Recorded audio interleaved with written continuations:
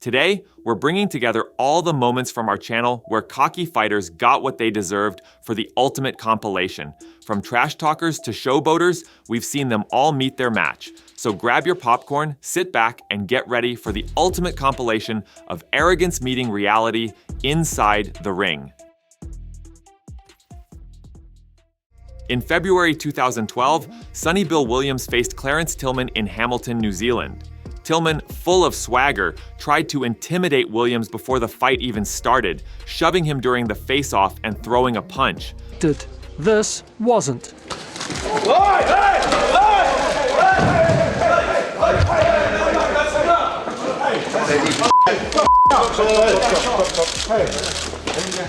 But all that cockiness evaporated once they were in the ring. Williams unleashed a relentless assault of punches, leaving Tillman defenseless and forcing the referee to stop the fight early. First round. And Sonny Bill arrived as a boxer. Wow. And Tillman looks like it's all over. Tillman's arrogance was quickly dismantled by Williams's power. March 2023 brought us the clash between undefeated Tim Tszyu and former light middleweight champion Tony Harrison. Harrison was brimming with overconfidence, dismissing Tszyu as a basic fighter and underestimating his skills. I'm looking in his eyes. He was shaking. He was, he's been shaking every day all the way up until today. So, he's nervous. He's just a basic fighter, man. He just shows me nothing a high level of skill of a setup for a high level skill fighter. I think people are giving him more credit than he deserved when it comes down to the power aspect of it. Do I think he hit harder than Jamel? Nah. Do I think he hit harder than her? Nah. 0.62 kilograms or 153.5 pounds. But Harrison's cockiness didn't last long. Tszyu found his rhythm, landing heavy blows that had Harrison reeling. Short corner here. Counter shot from Tszyu. Really wants that hook. By the 9th round, Tszyu's punches were too much for Harrison to handle, and the referee had to step in. Harrison's in trouble. Tszyu looks feeds to finish him.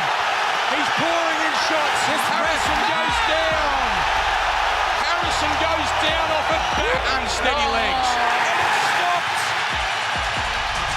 Harrison's arrogance led to a hard lesson in the ring. In September 2009, Olympic gold medalist Guillermo Rigondeaux faced Giovani Andrade, who thought he could rattle Rigondeaux with cocky taunts and open invitations to hit him. A little bit, and leaves himself a little available. 5 fights ago, Andrade was knocked out by a southpaw. Andrade is yelling at him, come on. I don't think you... To score points, doesn't use it to do damage.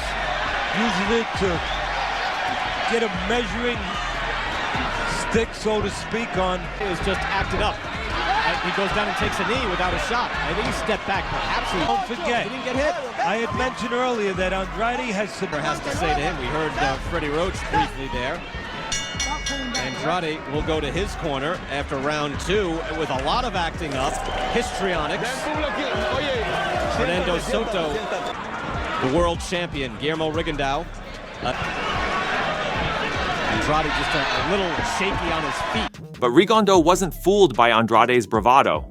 After a few rounds of Andrade's showboating, Rigondeaux landed a precise left hook to the body, dropping Andrade to the canvas. Has not learned how to do that too much. Tough body shot, and now Andrade opts to go down, and he's shaking his head, he's quitting. And it's it, that's it. He's quitting. Unfortunate. The cocky antics didn't save Andrade from the reality of Rigondeaux's skill. Oh, El Chacal Rigondeaux. In May 1999, Augie Sanchez took on the flashy Jorge Paige in a 10-round bout.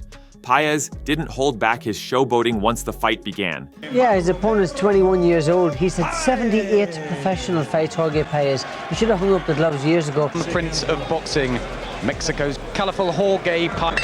It's the aging entertainer against the young, hungry boot. He really is one of a kind. I thought when the first bell rang that half the caution would have disappeared. His legs, certainly the older legs at 33. Oh, touches down. After an early knockdown, Paige continued to taunt Sanchez, lowering his guard and allowing himself to be hit, thinking he could outmaneuver his younger opponent. Sanchez has looked good and he's starting to rough Paige up now. Paille's hands low. He is being outworked and outsmarted by a young fighter who looks to have talent. Be seeing the end of the Paille's career. Augie. But in the 7th round, Sanchez connected with a devastating left hand that sent Paige flat to the canvas, knocking him out cold. Was up at lightweight. Oh, left hand from Sanchez, and that's good night, I think. Richard still counts, but sure. Page's arrogance had led him straight into a knockout. In July 2011, David Haye faced Vladimir Klitschko in a highly anticipated heavyweight unification bout. Haye insulted Vladimir at every opportunity and refused to shake his hand during press conferences, promising to knock him out. Shake hands to begin this? Can I get you to shake hands? You know, you get and shake. You want to give you a hand? I'll shake you down on July 2nd. Megs, give it to me. Why do you hate Vladimir Klitschko? It seems like you do. Because he's clearly a kid. That's why. You heard him chatting just then. Hasn't got a fucking clue what he's talking about. Just yabbering on about absolutely nothing. The fact is, July 2nd, you're getting knocked unconscious. You're going to be crawling around on the floor. On July 2nd, you're going to see exactly the gulf of difference between a tremendous little man and a good big man. You got to realize you're in the ring with someone who's so much faster than you've ever been in the ring with. You can't find sparring partners as fast as me. You punch at the angles I do, single punch knockouts, because they would already knocked you out. Are you predicting a knockout for this fight? I am, yes. He thinks he's a superior boxer than I do. I don't. He even wore a controversial t-shirt depicting himself holding the severed heads of both Klitschkos. But when the fight finally took place, Haye's bravado quickly faded. Vladimir dominated from the opening round, controlling the pace with his jab and skillfully avoiding Haye's wild swings. Strategy is. Jab from King, parried it, and there another big right hand. Oh, the left hand there, caught him off balance. Good shot again from Haye, but then now back comes Klitschko. Despite all his talk, Haye spent most of the fight backpedaling and even hit the canvas several times, though he claimed they were slips. To come over here in the thousands, a bit subdued. Haye gambling again, and once more punches have stacked up to create the damage. With the right hand over the top, and Haye... No signs of stamina. And the big shots in this final round. Maybe that attack is taking something out of David. I mean, right to the final bell. In the end, Klitschko won a unanimous decision, leaving Haye's arrogance in ruins. May 2014 saw Bermane Stiverne and Chris Arreola meet in a rematch for the vacant WBC heavyweight title. Arreola loudly promised to make history by defeating Stiverne. I'll drink, and then this Saturday, I'ma f*** you up. That's the gut honest truth. You'll see this Saturday, man. You'll see this Saturday. Man, I ain't scared. Ain't nobody scared of you. I'ma win this title. F*** this guy. This guy's, now he's yapping. I'ma f*** you up. The trash talk continued right up to the opening bell, and Arreola's bravado didn't wane during the fight. And Arreola, as he snaps off that jab and tries to send a right uppercut in as well. But in the 6th round, Stiverne landed a crushing right hand that sent Arreola into a daze. Stiverne, 1 year, 1 month. A sweeping right hand! Followed by a series of punches that forced the referee to stop the fight. Headshot after headshot! Arreola doesn't look good at all! All right. Headshot after headshot! And that is it! That's it, man. Arreola's overconfidence had been decisively shattered. Leading up to Glory 78 in September 2021, Badr Hari couldn't help but flaunt his confidence, even showing off his pushing skills during the stare-down with Arkadiusz Wrzosek. Versus Warsaw, Poland.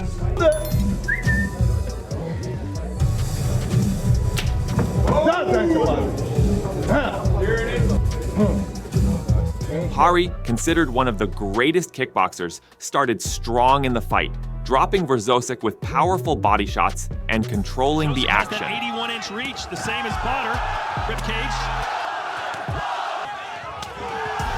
I can just guarantee you there'll be Shot! A wake-up call for the push. Oh, he's down for a second. The body shots linger for a long time. See Potter with some good straight punches. Then he finally, right hand, left hook to the liver, perfectly timed button. I mean, that's experience, right? Even if you hit the arm, sometimes your elbows will still get in and land. Everything Potter throws, just power. Ready to go down again. He goes down hard. However, Verzosek had other plans. In a shocking turn of events, Verzosek landed a perfectly timed left high kick that knocked Haye out cold.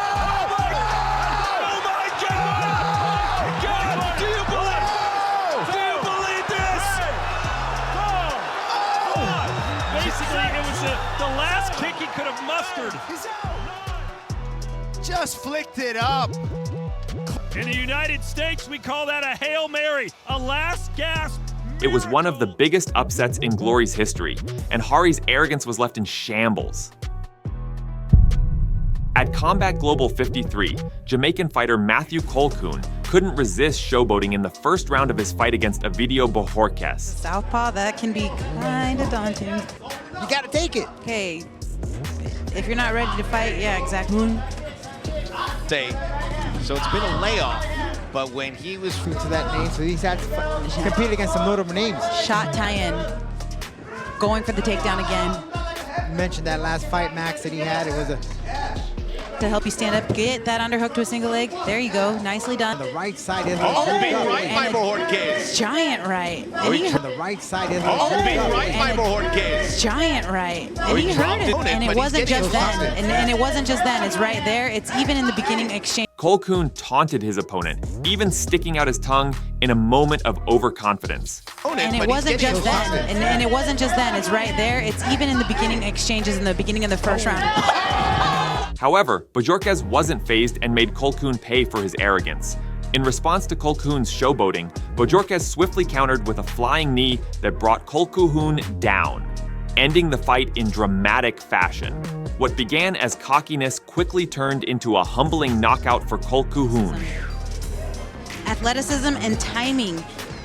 Throw the knee where you think their head is going to be, not where their head is. During Knucklemania in February 2021, Brandon Lambert took his trash talk to new heights. Tonight, he makes his long... mocking and taunting Jared Grant throughout their fight. Yelling and screaming right there. He's wasting energy, and you're going to... For one. I mean, this right here is both the fingers being waved, the stomping, the antics being done by Brandon. Lambert's cockiness was evident as he kept pointing at the audience, showboating instead of focusing on the fight. In BKFC for Jared Grant, the first two previous wins, TKO round 1, TKO round... Groove right now, he's seeing everything in those first two. Right hand from Brandon Lambert. Lambert's mouth wide open on the duck. Talking and walking, he's making him pay for it right now. All those antics. 10 remaining, round number 3. Long jab again. However, in the third round, Grant landed a powerful right hand that knocked Lambert out cold. He's gonna go through the end of the fight. Wild punch right there.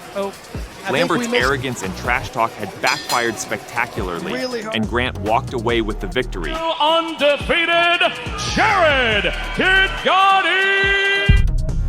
At Bellator 133, Alexander Shlemenko faced Melvin Manhoef in a high-stakes matchup. During the weigh-ins, Manhoef attempted to intimidate Shlemenko with various gestures. The Storm, Shlemenko, give it up for him.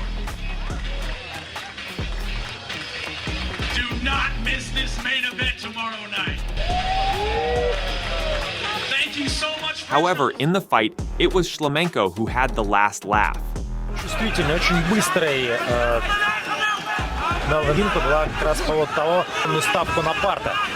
Я считаю, что тактически Александр действует. Он более универсальный боец, когда он еще полон силы и энергии. Можно это делать. Александр уже несколько очень неудобных секунд доставил Манхофу. И вот сейчас захват за пояс. Это вот непридуманный факт, это есть на самом деле. Да, на встречных курсах проходит этот поединок. Очень опасно, Александр. Задача понятна, да, надо вязать Малхуфа, вязать вот это сокращение дистанции Александра тоже правильно, потому что Малхуф... Вот еще хороший удар с разворотом, да, вцепляет он с длинной и сразу пытается войти в ближнюю. У Малхуфа вот этой средней дистанции размена. В размене он очень становится опасным. Бэкфест, но бэкфест такой удар, который надо скрывать. И вот как раз самая опасная для Александра ситуация. Вот опасные моменты. Вы видите, как только сложно защититься. Раз на такую дистанцию попал, все остальное время ему удается вот эту дистанцию. Но вот этот момент, да, который мы видим, когда набрал. Абсолютно правильное решение Александра. Вот не надо было в первом раунде зарубаться в стойке. Очень правильно, видите, проход в ноги подготовленный. After enduring a tough first round, Shlemenko landed his trademark spinning back fist in the second round, knocking Manhoef out cold and winning over the cocky Manhoef. Тактические наработки, которые были, все сработали, не дал было только попасть. И вот это попадание крутят на повтор американские журналисты, да, попал предплечьем, не кулаком, но этого хватило, потому что попадание было точным. Как раз навстречу. Ну, здесь уже все было понятно, уже в состоянии полной невменяемости падал. Еще раз бэкфест. Да, очень здорово. Вы видите, что Александр постоянно менял. Он делал удары с разворотом ногой и вот рукой. И так не ожидал. At ACA 132 on November 18th, 2021, Tony Johnson faced Mukumat Vakayev for the heavyweight title. Leading up to the fight, Vakayev took trash talk to a new level, even slapping Johnson during the pre-fight weigh-in. It's not gonna happen. They got you gonna try to smash me because it ain't fucking happening. Что делать? Он тебя разнесется.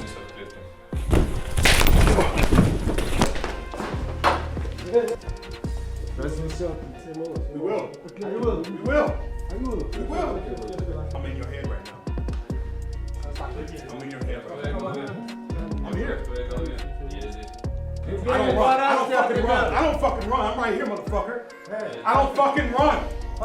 I fought better, motherfuckers. Put your hands at me again, motherfucker. I'll hurt you, bitch. Vakayev's cockiness only fueled the tension as he continued with his antics, claiming he would smash Johnson in the cage. However, the fight told a different story. В манере начинает этот поединок. Да, возможно, пытается бой Евгения Гончарова. Так и было. Жестко. И вынужденно, да, приходится смещаться Вакаеву. По корпусу, кстати, уже хорошенечко пробил ребер. Попытка побороться. И небольшое. Пытается подняться Тони Джонсон. Работает коленями. Все, не закончится, то, возможно, бойцы будут. Чем ответит американец? Секунданты Хамада. Хороший джеб. Далеко не самый высокий темп. В манере как раз Хамад может очень быстро взорваться. Less than a minute into the first round, Johnson landed a right hand that sent Vakayev crashing to the canvas.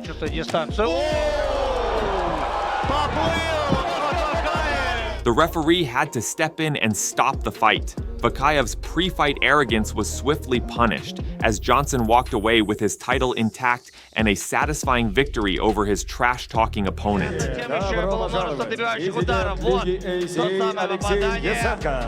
Да, и действительно, все закончилось в первом раунде. Здесь спасался, перекрывался как мог, и Виктор Корнеев долго выжидал, но... In March 2006, undefeated American fighter Jeff Lacy traveled to Manchester, England to face Joe Calzaghe for the IBF super middleweight title. Lacy, boasting an unbeaten record and the nickname Left Hook, was overly confident, dismissing Calzaghe as a slapper and predicting an easy knockout. In his fights, you wouldn't call him a slapper? I don't think he's nothing spectacular. To me, it's not a 50-50 I'm the better fighter. I haven't been beaten. I'm gonna knock him out. This is the stardom for me. This is where it all begins. This is not a money fight for Joe Calzaghe. This is for my boxing. This is career-defining fight, and this is, you know, testing myself. It's only me and him, and that's what it all gonna boil down to. However, once the fight began, Lacy was outclassed from start to finish. He's gonna get the chance to box his way. Calzaghe, I know, has been thinking he's got to try and keep. They made him shave off that beard that he's been sporting in the.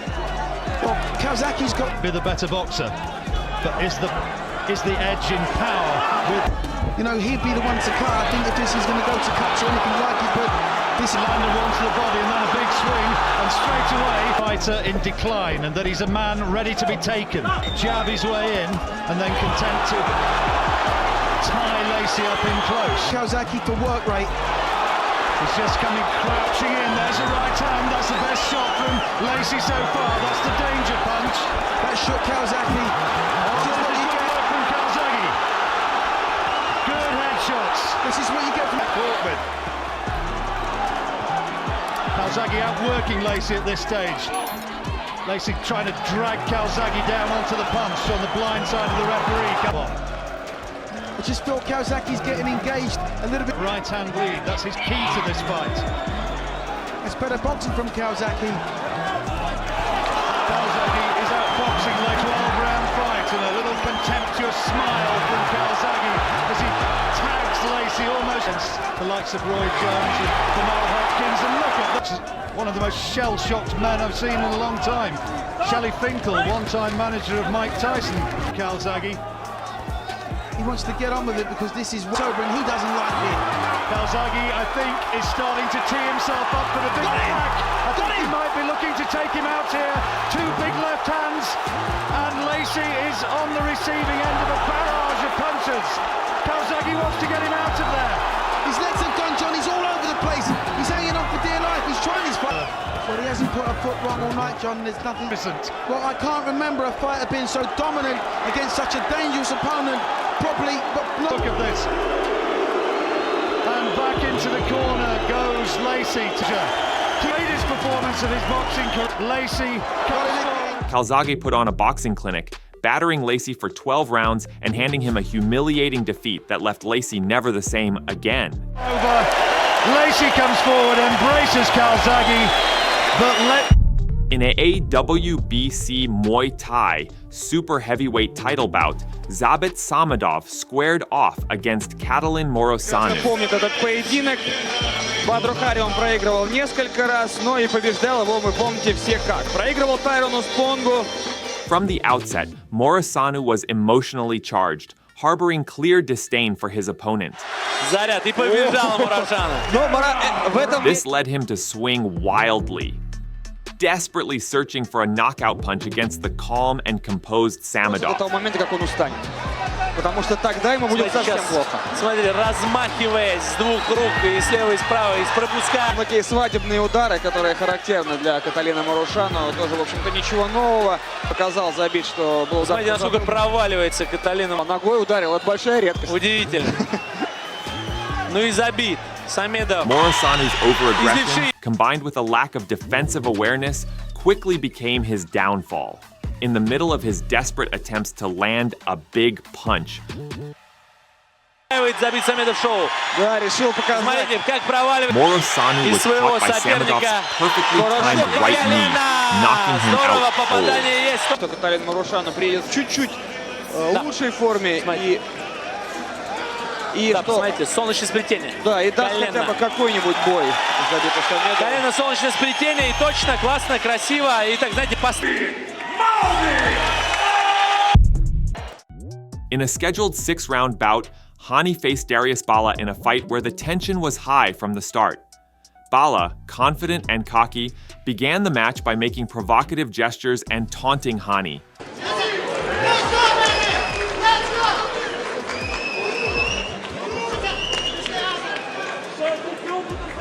However, Haye didn't let Bala's antics go unanswered.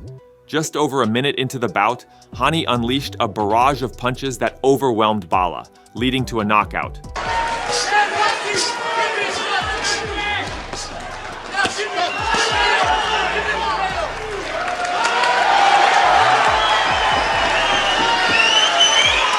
Bala's arrogance was met with a quick and painful defeat. For the Boxing Kings, the Nazi Army! In May 2016, John Riel Casemiro met Amnat Ruenroeng in a rematch for the IBF flyweight title. Ruenroeng, known for his dirty tactics, spent much of the fight shoving Casemiro to the canvas and using other underhanded moves. He's landing the right hand. Oh, here comes the wrestling. And he's down on the floor again. This is what we're talking for. Apart from that wrong on his record, on his resume. So letting the fight come to him is fine, but it's them jumping, leaping punches. Casemiro's trying to time him. Look at it, there you go. He's trying to time him with that. Ooh. And he throws him down to the ring. And that Rang trying to defend. Ducking under. Good overhand right from on that. Oh, and he body. See, you know that's cool? That's cool to rock. But in the fourth round, Casemiro caught Ruan Roang with a vicious hook. When he fights loose. Oh! No! Moments later, Casemiro finished the job with a body shot. And he won't be denied. And a good body shot, he's down again. To the body. Woo-hoo-hoo-hoo-hoo. Ending Ruan Roang's reign and giving him a taste of his own medicine.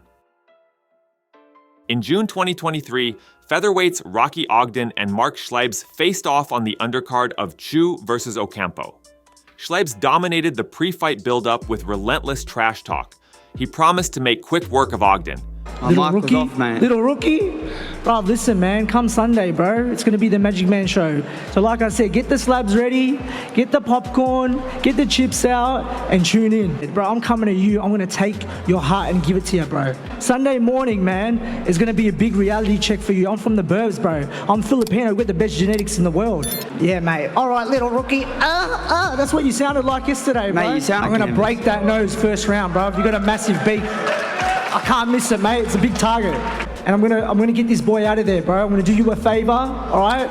It'll be very quick and easy. Anyway, yeah. I'm the first Aussie in history to get 200 titles within 3 fights. This man just wants to sit here and yap along, but he knows. You find the Filipino now, bro. However, once the bell rang, Ogden took control, dropping Schleibs 3 times in the first round. Jornada boxística ya en optó por que el de casa se le quitó de respeto. ¡Oh! 6, 7. Tinieblas de este Ogden. Y así se va a terminar el primero. Se va a ver. The fight ended as quickly as Schleib's big talk, with Ogden securing a knockout victory.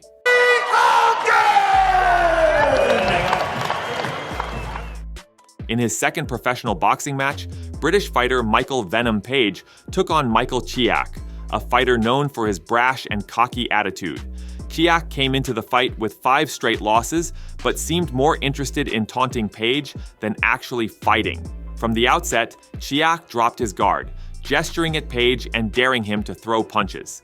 Something of a star in the realm of mixed martial arts. 5 straight defeats after winning his professional debut. That's a good left-right combination already. Now, was that caused by the lead right hand that was driven through? In the first round, Paige landed a hard right hand that dropped Chiak to the canvas. He stands Chiak to the canvas, cluster of punches.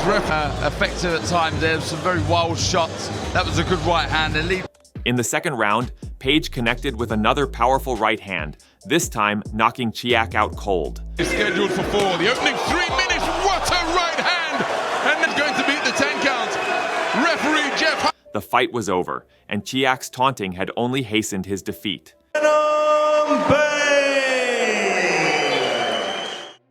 Uzbek power puncher Shojahan Ergashev faced American Sonny Fredrickson.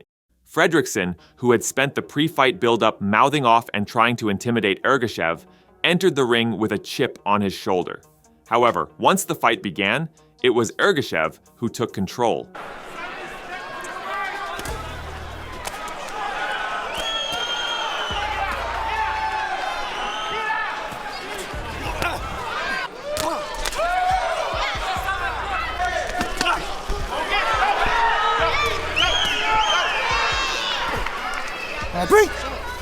By the third round, Fredrickson was visibly struggling, and Ergashev capitalized on this, landing a flurry of punches that forced the referee to stop the fight.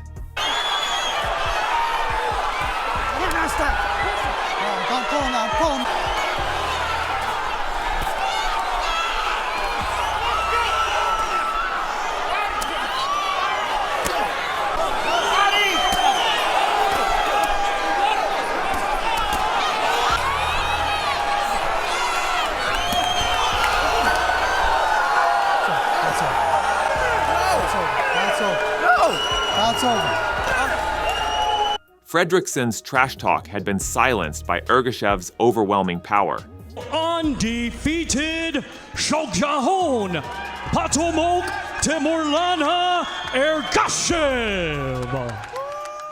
In a highly anticipated match, bodybuilder Mikhail Koklyaev faced seasoned fighter Alexander Emelianenko.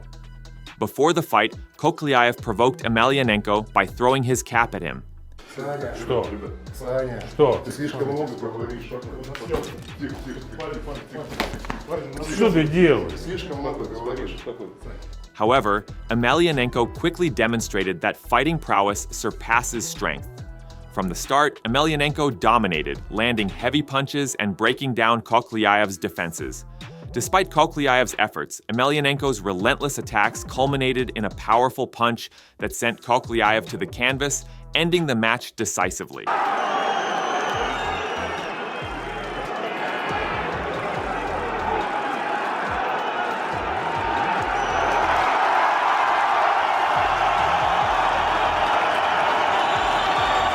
Koklyaev's provocation backfired, leaving him humiliated in the ring. The build-up to the Deji vs. Fusi fight was marked by contrasting attitudes. Deji remained calm and composed during press conferences and interviews, while Fusi exuded cockiness.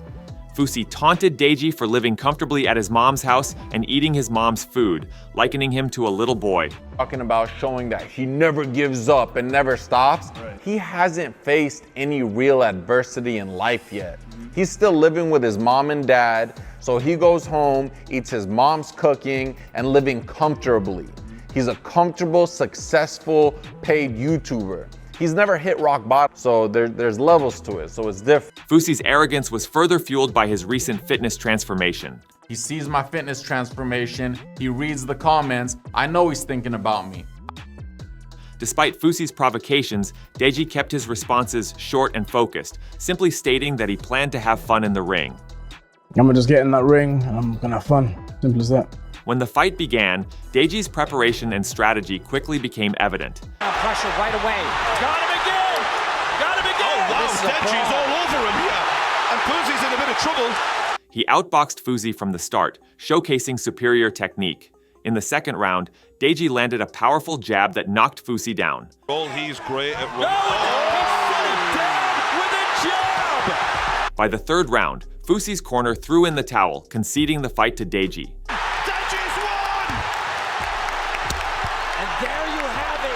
Deji emerged victorious, having silenced his cocky opponent with his performance in the ring. Time for another Tommy Fury fight where he humbled another cocky YouTuber. This time, it was KSI who wasted no time being cocky, claiming he would end Tommy Fury's career and that Tommy would lose to a YouTuber. This will be the day that you'll hate for the rest of your life. When I beat you, that day will be a constant reminder that you lost to a YouTuber. You don't need this as much as I do. We're shaking. Oh, we're terrified. No oh, God. You can't help but laugh. The laugh on it. KSI even said that Tommy would cry to his dad once he realized how good KSI was. Dad, what's going on? We didn't train for this. How do I deal with this? You'll be the one running when you feel my power. Hey, what do you think about my power then? I'm gonna follow you over. Wait! However, on fight day, the story unfolded differently. KSI came out looking like he was doing jumping jacks, managing to land a few good hits on Tommy.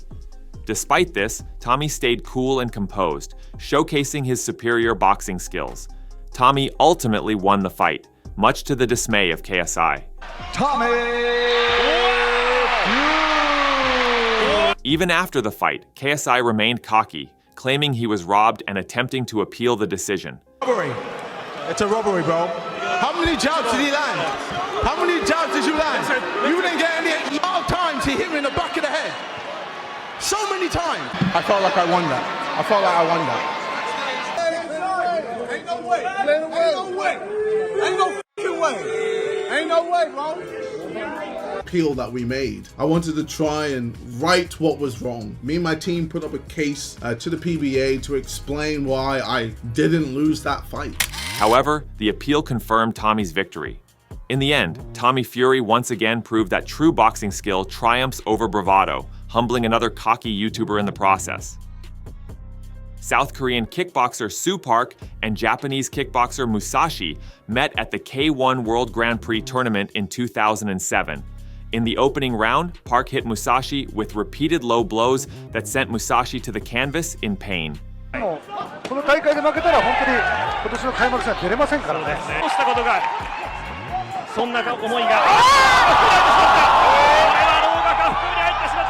Despite these illegal strikes, Musashi showed remarkable resilience.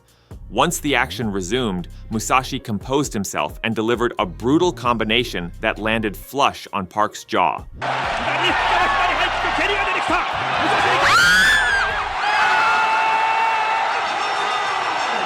The powerful strikes flattened Park, showcasing Musashi's superior skill and determination and securing a satisfying victory. In May 2019, South Korean mixed martial artist Quan Assol returned to the ring after 29 months to defend his Road FC lightweight title against Mansour Barnawi. During the press conference, Quan tried to intimidate Barnawi by starting a brawl, but the challenger remained unfazed.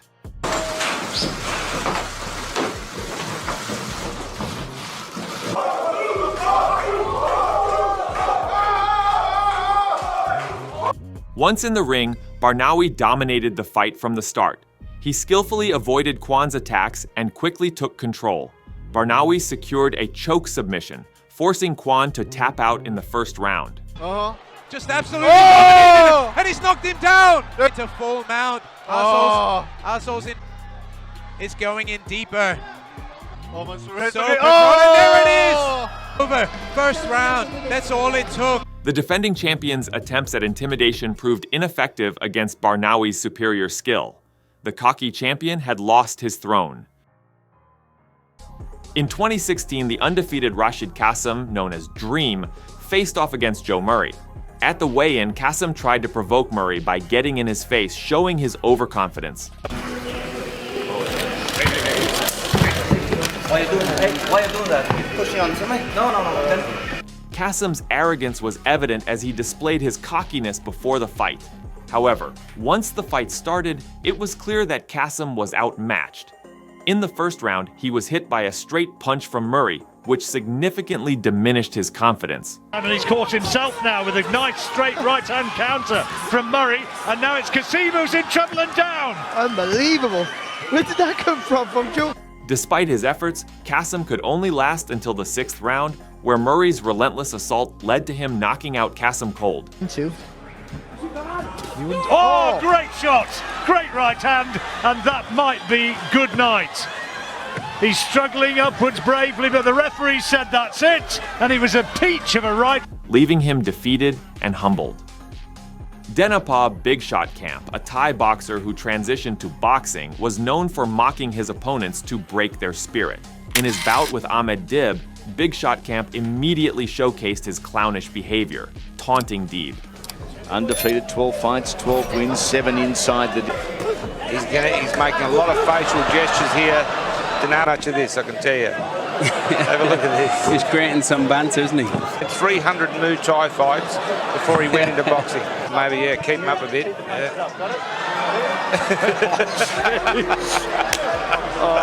Is a complete sign of disrespect. However, Dib remained focused and stuck to his traditional fighting style. During an exchange, Big Shot Camp's showboating cost him dearly as Dib landed a powerful double punch, knocking him down. And once a Muay Thai fighter, always. Yeah. Sound asleep. That's a big victory. Big Shot Camp, unaware of where and who he was, started doing push-ups. Big punch.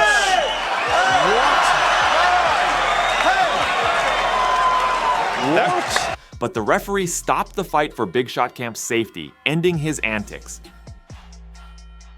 Rafael Reyes, known for his aggressive and showboating nature, faced the technically skilled Mark Magsayo in a bout for the IBF featherweight title. From the start, Reyes tried to intimidate Magsayo by taunting him and urging him to fight in the center of the ring. Beautiful. Keep hitting me. Oh, now he got into trouble with that overhand right. Getting cocky itong si... Despite Reyes' provocations, Magsayo remained focused and began to systematically dismantle his opponent. Good, they're exchanging uppercuts. Parehong malakas sa dalawang boksingero. Body shots by Magsayo. A flurry of left hooks. Frustrated by his inability to break Magsayo's composure, Reyes resorted to a dirty tactic, delivering a sneaky kick to Magsayo's groin. Shot by Magsayo. Reyes comes back. Up, continuing to keep his punches up.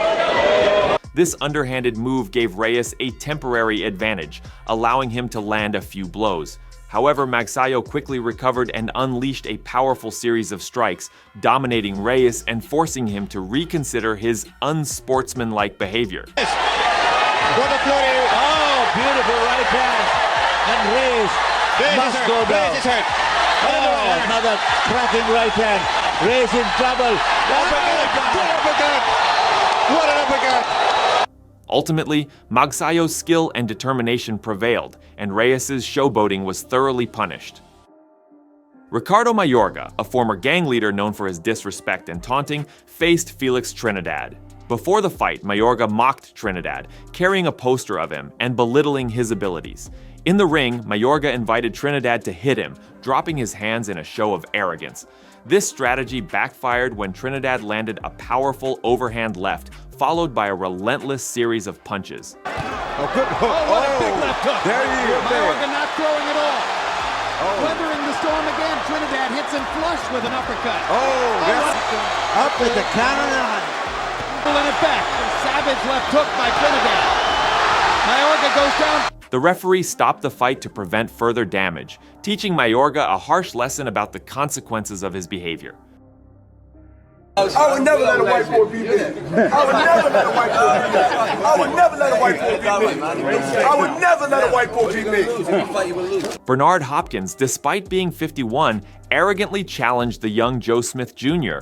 At the pre-fight press conference, Hopkins belittled Smith, claiming he would teach him a lesson. We ain't gonna preach, but we're just gonna talk about common. Special.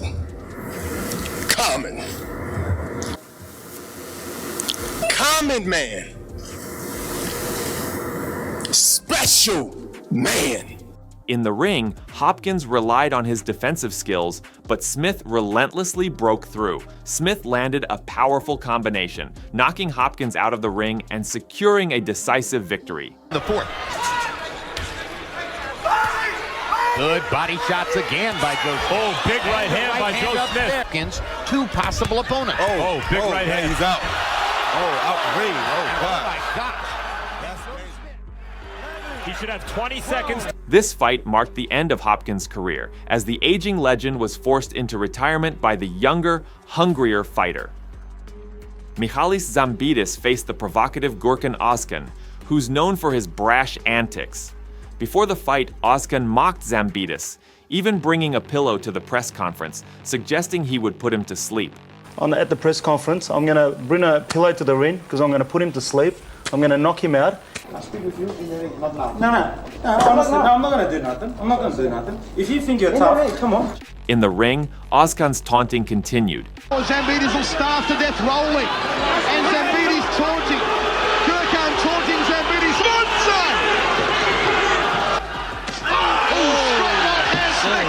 Kisser from Zambidis. Oh, Zambidis gets a kiss. Ozkan kisses him.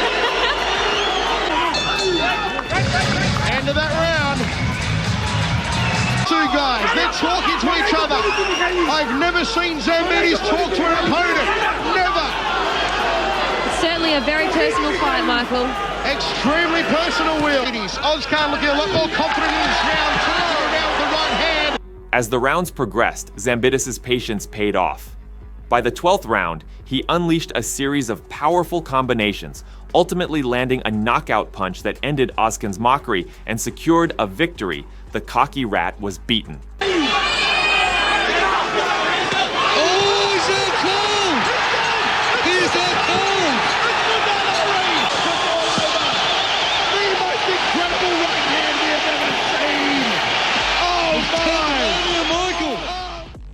Olympic gold medalist Anthony Joshua got his first shot at a world title against IBF champion Charles Martin in 2016. Martin, full of bravado, promised to walk through Joshua like a god. Anybody that's in front of me gotta fight my struggle. You gotta fight my will, that's why I got it tatted on my chest. Fight my struggle. You're gonna fight everything I've been through. So you don't think this is gonna go the distance? Nope, it ain't going 12 rounds. We the lions of the sport. Hey, that's my mentality, man. I'm confident, man. I can't be beat. Give me a prediction. I'm the champ. I'm gonna keep on being the champ. So I'm gonna knock him out, period. You in front of me now, you see what I'm saying? And I'm gonna get right over you. I'm gonna step right over you. I walk this earth like a god. I'm a world champion now, and I'm gonna keep it. She's staying right there with me, ain't going nowhere. Hope I see them levels before I knock you out. She'll get knocked out April 9th, period. However, the fight was anything but divine for Martin. Immer wieder die Rechte, hochkonzentriert, der Joshua, und wieder zwei gute Treffer hier. Joshua knocked him down twice in the second round. Verkannt wurde. Oi, da kommt die Rechte! Aber wie? Und da liegt er am Boden, der Weltmeister, Charles. Da dich ein bisschen dazu. Hol doch mal die Rechte und da liegt er zum zweiten Mal. Und da geht er lachend in seine Ecke. Easily claiming the IBF title and leaving Martin's big talk in ruins. In 2021, Tony Yoka took on Joel Tambwe Dzeko for the vacant European Union heavyweight title. Dzeko tried to get into Yoka's head before the fight. But when they met in the ring, Yoka remained patient and disciplined. In the 12th round, he delivered a well-placed jab that forced Dzeko to retreat. Garganta, cuidado que está en problemas, uppercut venenoso y el olor a pólvora para terminar este combate ha llegado al cuadrilátero. No ha habido la presión. ¡Y se acabó! ¡Se acabó! Boleto gratis al país de los sueños. Cortesía de Tony Yoka. Y le dice, ¿qué pasó? Y entonces te diste la vuelta. Leading to a stoppage just before the final bell and silencing the cocky rat. Russian boxer Dimitri Bivol defended his WBA light heavyweight title against veteran Jean Pascal in a 12-round bout. Pascal tried to intimidate Bivol during the pre-fight face-off, but the champion remained unfazed. Once again, ladies and gentlemen, this is our main event tomorrow night, live on HBO World Championship Boxing. 12 rounds scheduled for the WBA Light Heavyweight Championship of the world. Throughout the fight, Bivol controlled the action with sharp jabs and clean, powerful shots.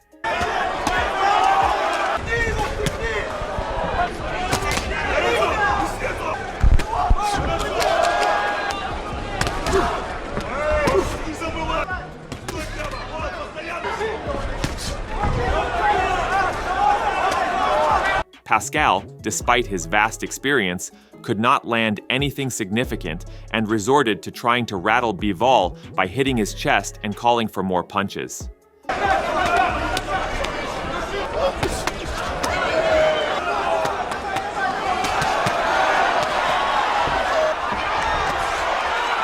Bivol stuck to his game plan, winning comfortably by unanimous decision, proving that calmness and skill triumph over mind games. Dimitri Bivol!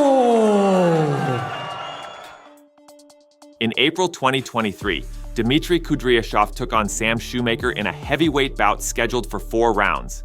During the pre-fight face-off, Shoemaker repeatedly disrespected his Russian opponent, trying to get into his head.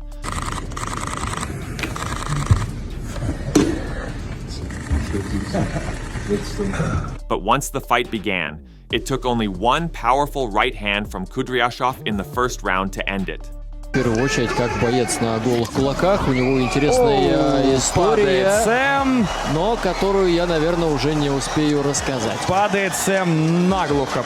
Shoemaker's arrogance was met with a swift and decisive knockout, leaving no doubt about who was the better man. Dimitri Русская кувалда! Kudryashov! Еще один пояс. In October 2010, Shannon Briggs finally got his chance to face Vitaly Klitschko after years of calling out the Klitschko brothers. Briggs, known for his trash talk, promised to end Klitschko's reign as heavyweight champion. This is for you to give to Klitschko. And say, this is you fighting pies, here's a pie. Tell him, this is what you do to pies. Right now, I train here too. My stuff here, now chill, son. Chill, my stuff here. We can do it without you. Talk about, boy. Stop. What? Yeah. Make me eat it. Make me eat it right now. Tell me make me eat it right now. Yeah. Y'all better know. Don't touch that. Take it easy, daddy. Take it easy, daddy. You know I don't play that. You know me. Time is over. No, it's not. Time is over. You gonna make it over? No, it's not. Like I said, I'm the best ever. Okay, how you doing? How's training?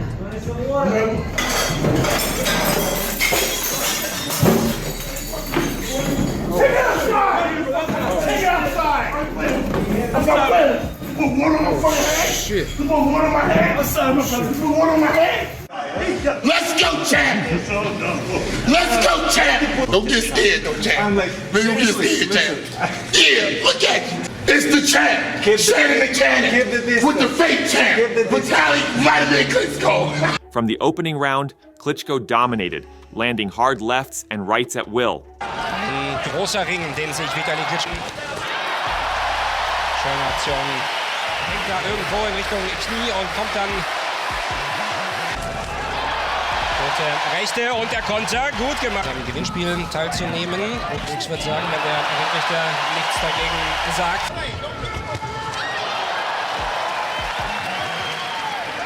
Und Briggs geht viel zum Körper. By the end of the 12 rounds, Briggs was battered, suffering a left orbital fracture, a broken nose, and a torn left biceps. Eine Chance hat, irgendeine Abwehrreaktion zu zeigen. Jetzt spürt er sein Asthma. Wieder gute Treffer. Aber das gelingt zu Beginn der 10. Runde schon mal nicht wieder. Klitschko won a clear decision, proving that all of Briggs' trash talk was just that, talk. 10 zu 8 Runden dabei, also eine ganz deutliche Sache zugunsten von. In July 2007, Armenian fighter Vic Darchinyan defended his IBF and IBO flyweight titles against the rising Filipino star Nonito Donaire. Darchinyan, undefeated with a perfect 28-0 record, was overconfident in his abilities, promising a short night and vowing to destroy his opponent. I'm gonna do the same. I'm gonna go for knockout. I'm gonna punish my opponent. I just hope nothing bad gonna happen. He's gonna walk out by his legs from ring, but I'm gonna destroy. I'm gonna smash him. However, the fight took an unexpected turn. In the 5th round, Donaire caught Darchinyan with a perfectly timed counter left hook, sending him to the canvas for the first time in his career. By Nonito Donaire, working well. Oh boy, look out! Darchinyan down for the first time! In terrible shape, it's all over! It's all over, Nonito! He was too dazed to continue, and the referee stopped the fight. Donaire's victory was a shocking upset, and Darchinyan's cocky attitude didn't age well. Nonito Donaire! In March 2015, Jean-Pascal challenged Sergey Kovalev for the WBA, IBF, and WBO light heavyweight titles. Pascal, full of bravado, taunted Kovalev during the pre-fight face-off.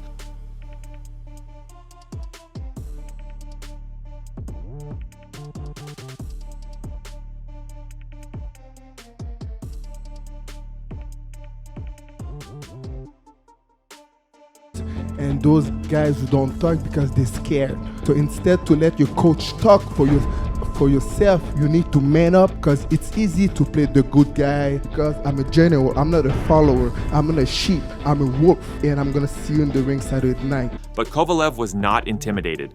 Once in the ring, Kovalev started aggressively. Between these two guys, Bernard. Well, Sergey Kovalev has the type of... And by the 3rd round, he dropped Pascal with a clean right hand. Here's Pascal again with those long left hands. Big right hand. Pascal's time Pascal has ever been knocked down as a pro. In the 8th round, Kovalev landed a series of punches that forced the referee to stop the fight. No preparation for this fight. Well, right now, I think it's going to be over. Yep. Because the fight he was prepared for. Flush right hand, right now. And Luis Pavon's going to stop it right away. It's over. When you land a flush right hand like that, and it's Sergey Kovalev who's doing the throwing, that's dangerous. Real dangerous, and he has a reputation of being just that. Everybody's watching. Pascal's taunts were answered with a brutal beatdown, proving that Kovalev was the superior fighter that night. The June 2002 showdown between Mike Tyson and Lennox Lewis was one of the most anticipated fights in boxing history. Tyson, ever the cocky fighter, spent weeks leading up to the fight delivering some of the most intense trash talk of his career. How do you see this fight turning out? Champion of the world, Mike Tyson. Then I'll illustrate my reign with bloodshed and pain. Then everybody will fear me. Got trembling in bones. There's nothing superior than him about me. He has nothing superior than me. There's nothing about him. If anything, he's the homo sapien, I'm the homo superior. This would be new for him to fight somebody more experienced than him that knows how to fight. Is not afraid of him. This is one time he's going to get hit. I'll take his life. That's what I do. He can't stop me. Him. I'm the greatest ever and will always be the greatest ever. He's only champion when he walks in the ring. During the fight, the championship is vacant, and there's a champion when the fight is over. Tyson was so confident that he even started a brawl during the press conference, attacking Lewis and his team.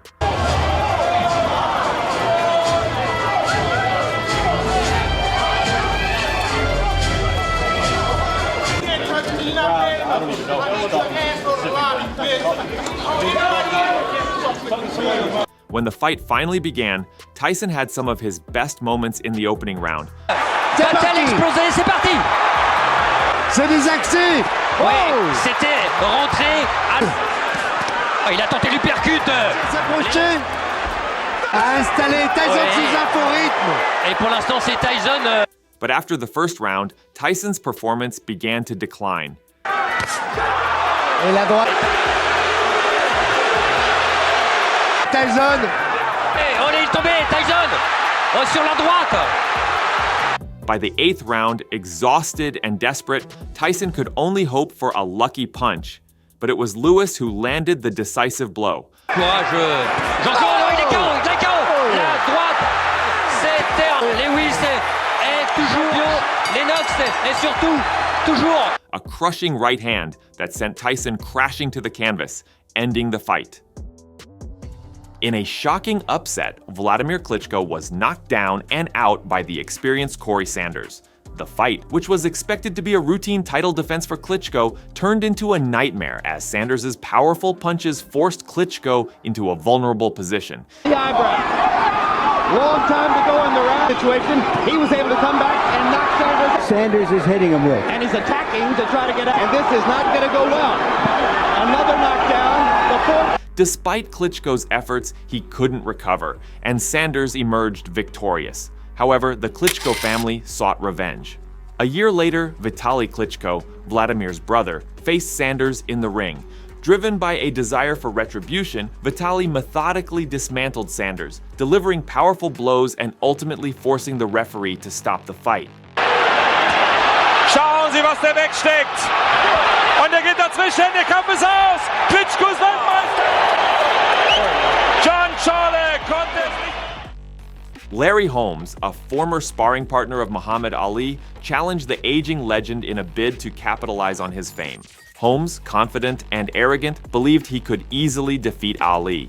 We knock Ali out and we go home and spend time with my family. I say Ali used to float like a butterfly, he used to sting like a bee. But when he fight Larry Holmes, he'll fall in round 3. I'm gonna fall in 3. Throughout the fight, Holmes unleashed a brutal assault, and Ali's corner was forced to stop the fight to protect him. Ali taking a tremendous punishment here. Angelo Dundee wants to stop the fight. That's it. They stopped the fight at TKO as a technical knockout. However, Karma had other plans. Mike Tyson, a young fan of Ali, took up the challenge to avenge his idol. In a later fight, Tyson demolished Holmes with relentless aggression. Larry Holmes cannot continue that round after round. Oh, a big right hand there. How do you feel? It's up to 7 and 8. He knows he has him in trouble. It's the right. Larry's ready to go again. He's going to hang on, or they'll stop the fight. Down he goes. Larry's hurt. It's all over. He is knocked out. He didn't. Delivering justice for Ali and reminding Holmes of the true meaning of respect. Lennox Lewis, a legendary heavyweight champion, faced a shocking defeat against Hasim Rahman, who knocked him out cold. Oh, he's got him! He's got him! Has gone! Lewis has gone! It's another upset of... Rahman's unexpected victory led to widespread doubt about Lewis's abilities. Did you take him too lightly? No, not really. You know, this is what happens in heavyweight boxing. You get caught with a good shot. If you don't beat the count, they stop the fight. Simple as that. But there's always a next time. In the rematch, Rahman's overconfidence and taunts were evident. What you mean? I just said it. What you want me to say? What you want me to say? Same thing like what? Like what? However, Lewis was determined to reclaim his titles. During the fight, Lewis used strategic punches to create a false sense of security for Rahman. Then, with 2 powerful hooks, Lewis knocked Rahman out, reclaiming his championship status. Telling him not to counterpunch. Boom! Will Rahman get up, or have the tables been turned? Is it over? Lennox Lewis got revenge. Ryan Jett's disrespectful behavior was apparent from the start of his match with Joe Elmore. Ignoring his opponent, Jett exuded arrogance. Elmore, on the other hand, initiated the bout with a very interesting strike, showcasing his talent with impressive skills. However, a slight miscalculation led to Elmore being knocked down towards the end of the round. Elmore telegraphed it. There's the right down the tube from Jett. Oh, hit him with the uppercut on the way back up. Elmore could... Jett nearly secured another knockdown, but the bell saved Elmore. The second round did not favor Elmore, as Jett dominated, nearly knocking him out again. The entire round was one-sided, with Elmore barely making it to the third round. Unfortunately for him, the third round brought even more misfortune as Jett resorted to an eye poke. We got bent over so far by that right hand. Oh, what happened there? Ooh, naughty boy. Joe. See a replay of that. Despite this, Elmore showed resilience, deciding to continue the fight. Realizing the need to change his strategy, Elmore swiftly went for Jett's legs, securing a submission and claiming victory. Tried to catch him. Goes for a nice. Wow. Turning the tables on his disrespectful opponent. Lucas Brown versus Faiga Opoulou, the big finish. In December 2021, Lucas Brown and Faiga Opoulou battled for the vacant WBA Oceania heavyweight title. Opoulou, confident and cocky, taunted Brown throughout the early rounds, daring him to throw more punches. But Brown, a former world champion, waited for his moment. There's the right hand from Brown as well, but there's plenty on those shots from Brown. Establishes by and 1, 2, and 3. Blue comes forward and throws that right hand. There's blood to through, and that round number 5.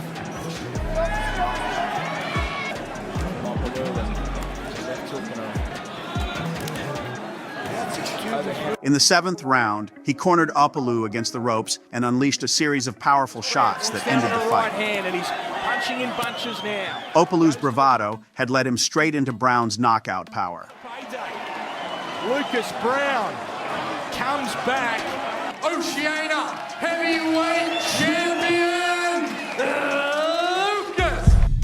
Rakesh Krishnan versus Vanlalampuya.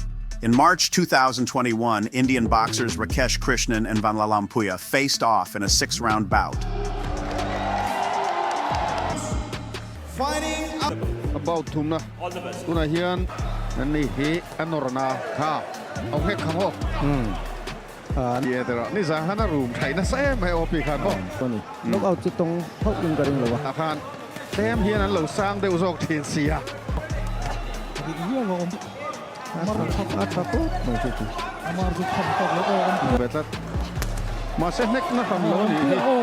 Krishnan, brimming with confidence, began to taunt his opponent in the fourth round by dropping his arms and daring Van Lalampuia to hit him.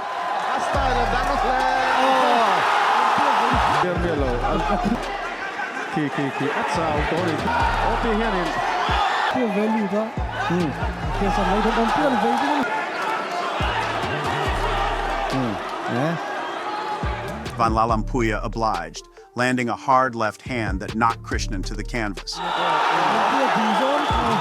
Sensing his opportunity, Van Lalampuia pressed the attack, landing a barrage of punches that forced the referee to step in and stop the fight. Blue corner, Van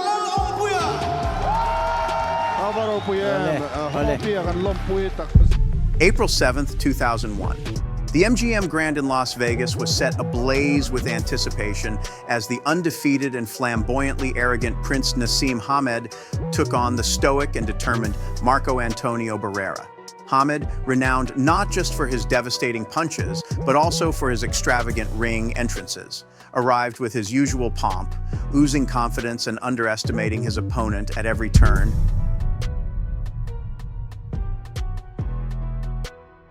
In the lead-up to the fight, Hamed spared no opportunity to belittle Barrera, dismissing him as just another stepping stone and declaring himself the king of the featherweight division.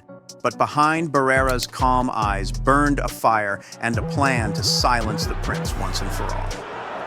Barrera is not looking in.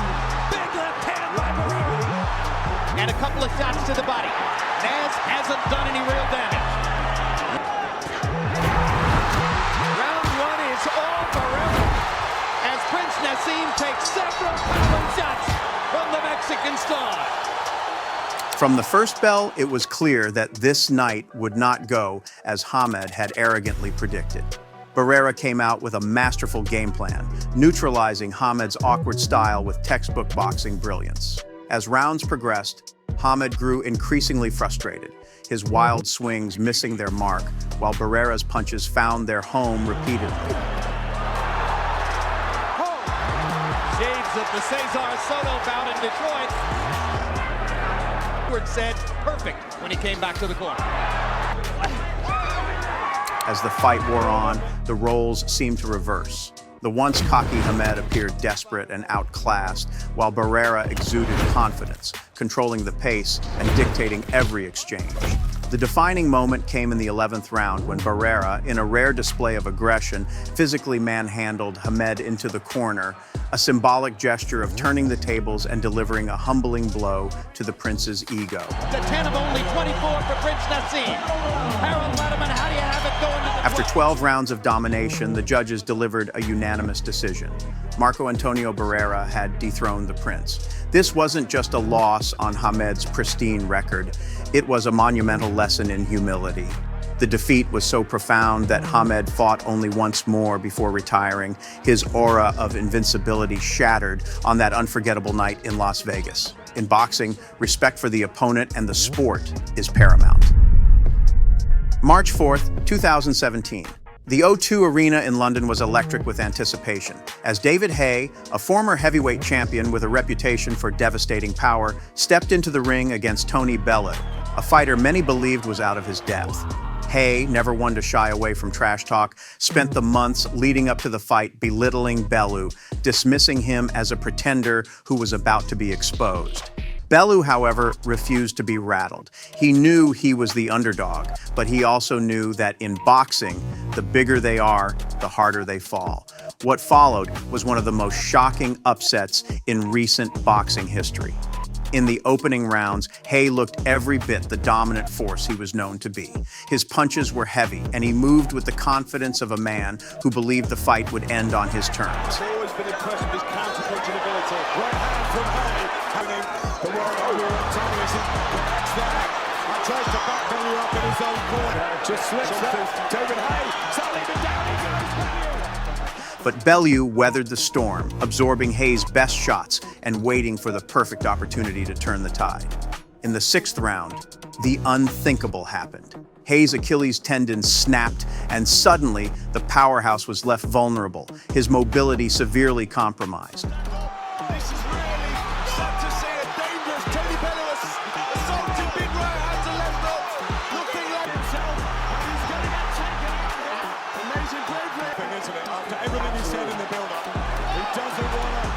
Bellew, sensing the shift, pounced on the opportunity.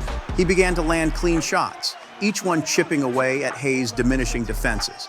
As the fight dragged into the later rounds, Bellew's confidence grew, while Haye's will to continue waned.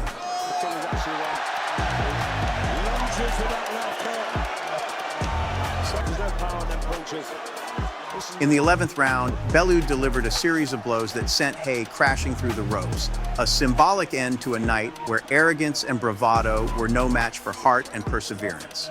The referee stepped in to stop the fight, awarding Bellew a stunning TKO victory.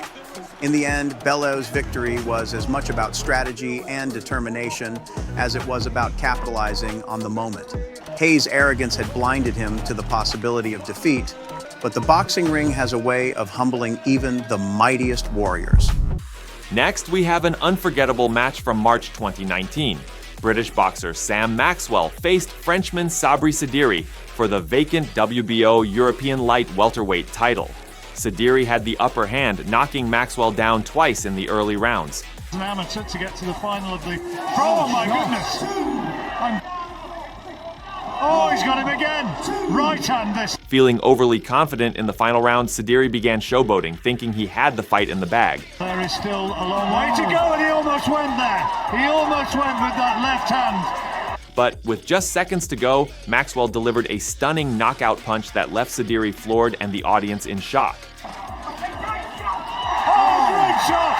Left hand, right hand. Well, where did that come from? I can hardly... He gets to his feet, and he stops. This match serves as a perfect example of why you should never let your guard down, no matter how well you think you're doing.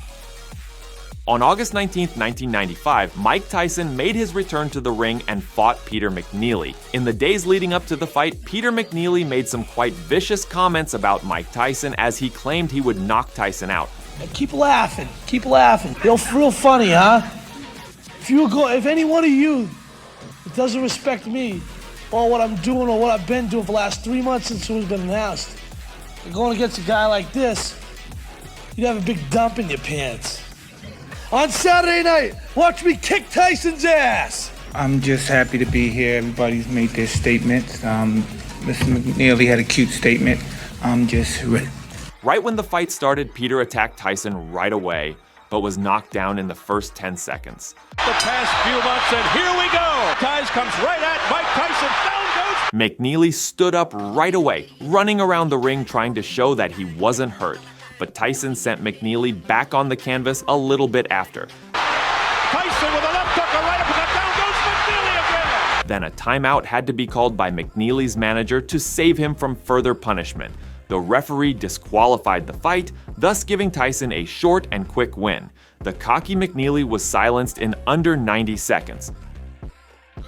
In March 2004, Nate Campbell and Robbie Peden fought for the USBA Super Featherweight title. Campbell was having good success earlier, digging those right uppercuts to the body. He's gotten away from it a little bit.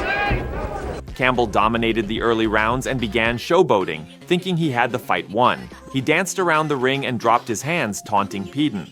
However, he forgot the golden rule of boxing: always protect yourself. Oh! There's a left hand by Peden, and down goes Campbell! Peden took advantage of Campbell's lapse in concentration and delivered a knockout punch that turned the fight around completely, leaving Campbell to reflect on his costly mistake. Felix Trinidad and Ricardo Mayorga fought in 2004 at Madison Square Garden, New York. Right from the press conference until the weigh-in, Mayorga said he would knock Trinidad out by the 9th round.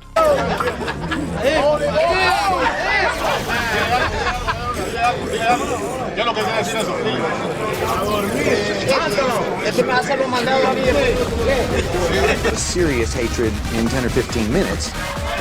Knockout in 9.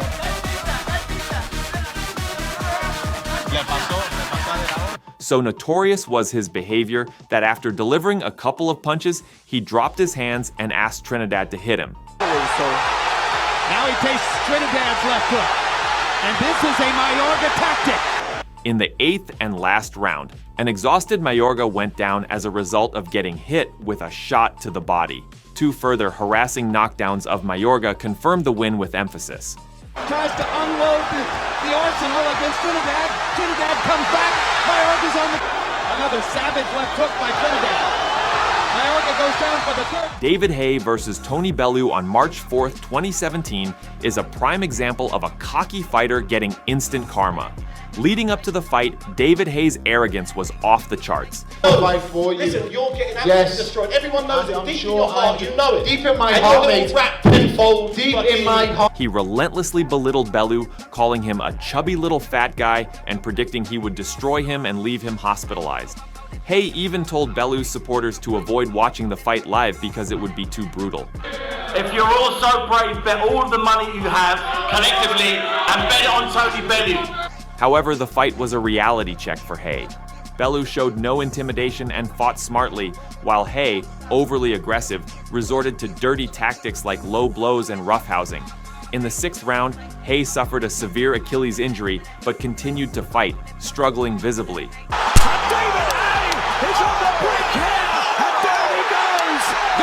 Bellew capitalized on Haye's weakened state, landing clean shots and taking control.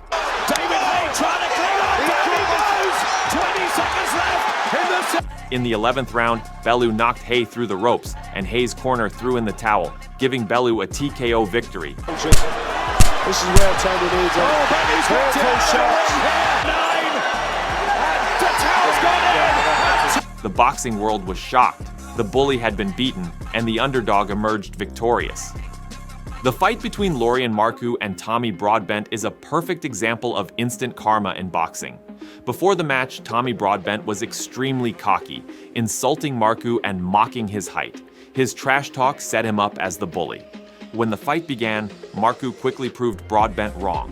In a key moment, Marcoux knocked Broadbent down with a powerful left hand and then returned the favor with cocky gestures.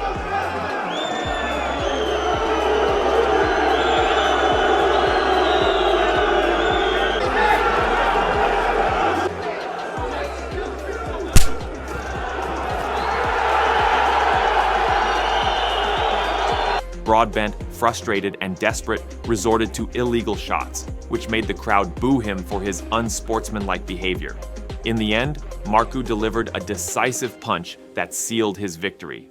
Broadbent, the cocky fighter who tried to bully his way to a win, was defeated. The fight between Oleksandr Usyk and Marco Huck is a classic tale of instant karma in boxing. Before the match, Marco Huck displayed his arrogance by pushing Usyk during the press conference, trying to intimidate him.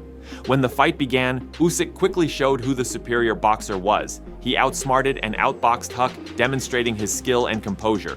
During one of Usyk's attacks, he slipped and fell to the floor. Instead of allowing him to get up, Huck hit him with an illegal punch while he was down, showing his unsportsmanlike behavior. Huck's dirty tactics didn't go unpunished.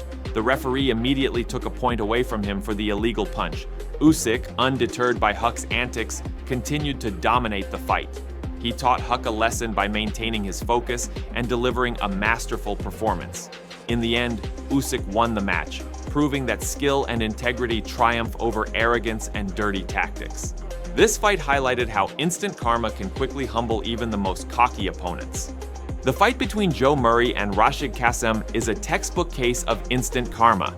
At the weigh-in, Kassem showed his cockiness by pressing his forehead against Murray's, trying to intimidate him. Before the fight, Kassem displayed overwhelming confidence, believing he would easily beat Murray. Initially, Kassem performed well, but his overconfidence led to his downfall.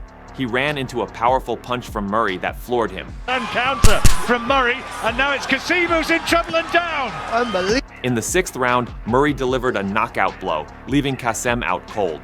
Oh, great shots! Great run! This fight underscored how arrogance can lead to a humbling defeat, with Murray's skill and resilience triumphing over Kassem's cocky demeanor. The fight between Ahmed Dib and Denapa Big Shot Camp is a classic example of instant karma in boxing. Denapa Big Shot Camp was notorious for his cocky attitude and mental games. In contrast, Ahmed Dib remained traditional and calm throughout their encounter. During the fight, Dib's focused approach paid off. He landed a double punch combination that put Big Shot Camp on the canvas. I find her always. Yeah. Sound asleep. Even though it was clear the fight was over, Big Shot Camp, in a show of arrogance, started doing push-ups while on the canvas. The referee, recognizing the fight was effectively over, stopped it, declaring Dib the winner. This fight highlighted how Dib's discipline and composure triumphed over Big Shot Camp's cockiness, delivering a powerful lesson in humility. The fight between Claudio Marrero and Jesus Rojas is a striking example of instant karma in boxing. This was Claudio Marrero's first title defense, and he underestimated Jesus Rojas from the start. Feeling overconfident and cocky, Marrero humiliated Rojas, shoving and mocking him throughout the match. Realmente, explosividad tiene. Suéltalo, suéltalo. Tiene 22 victorias. Marrero began strong, landing quick, multi-punch combinations, and seemed in control. He bullied Rojas with dirty punches and arrogant gestures, clearly not taking his opponent seriously. Por la razón que no puede superar la presión que está viendo Rojas. Marrero's disrespect was evident as he saw Rojas as no real threat. However, Rojas stayed resilient and bided his time. In a stunning twist, Rojas landed a powerful punch that sent Marrero crashing to the canvas.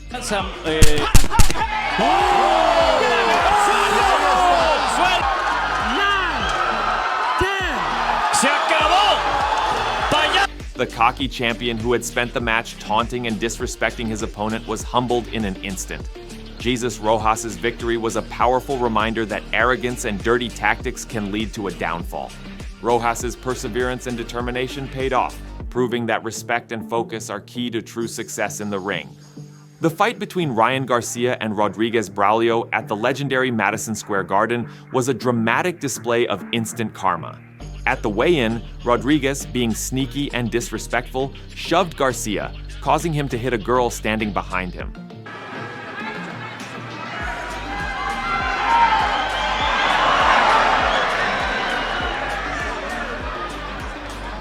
Rodriguez continued to insult and provoke Garcia, not taking him seriously.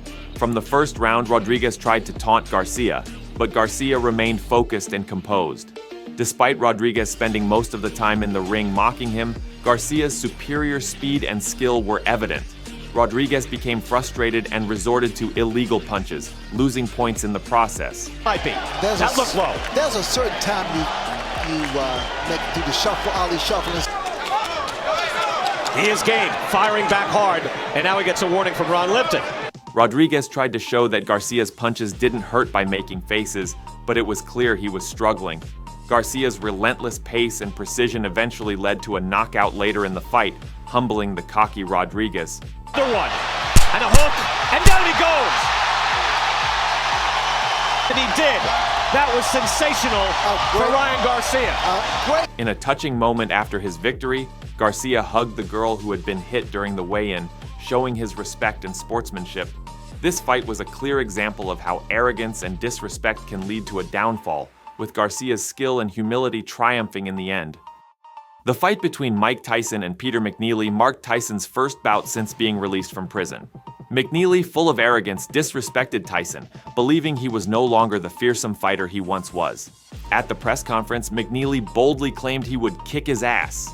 On Saturday night, watch me kick Tyson's ass! Once the fight began, McNeely charged at Tyson aggressively, like a rhino. The past few months, and here we go! And McNeely... Tyson, however, quickly knocked the cocky fighter down. Comes right at Mike Tyson, down goes... McNeely, trying to save face, got up and ran around the ring, pretending he wasn't hurt. Realizing he couldn't win fairly, McNeely resorted to dirty tactics, headbutting Tyson in a desperate move. But Tyson remained composed and delivered a massive uppercut that sent McNeely crashing to the canvas. Tyson with a left hook, a right uppercut, down goes McNeely again! This fight showcased Tyson's enduring power and skill, proving that arrogance and dirty tactics can't defeat true talent. Tyson's decisive victory served as a humbling lesson for the cocky McNeely. The fight between Shane Mosley and Ricardo Mayorga was fueled by intense animosity, largely due to Mayorga's provocations and disrespect. Before the fight, Mayorga insulted and provoked Mosley, behaving like a cocky rat. At the press conference, he blew cigarette smoke in Mosley's face and performed a disgraceful act against Mosley's wife, enraging Mosley and causing a physical altercation.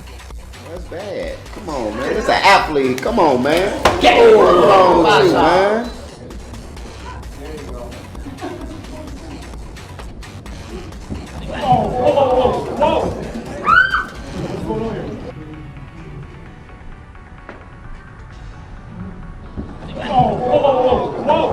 Are you thinking about pressing charges? I mean, that's definitely. I don't need to press charges. There's nothing that a cop's gonna do more than what he's gonna do.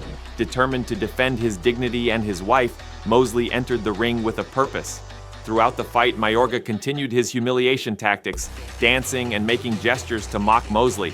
However, Mosley remained focused on his goal. In a defining moment, Mosley landed a powerful left hook to Mayorga's liver, delivering a punishing blow that ended the fight. Rondo pokazał nam tutaj lwi pazur, no I korpus poszedł poniżej ciała. The cocky rat Mayorga was finally put down, serving as a clear reminder that arrogance and disrespect have no place in the ring. Mosley's victory was not only a triumph of skill, but also a personal vindication. The anticipation for the bout between Aniela Bogusz and Marta Linkiewicz was electrifying, fueled by the antics at the press conference. Marta, brimming with overconfidence, tried to dominate the press conference with a series of taunts and antics.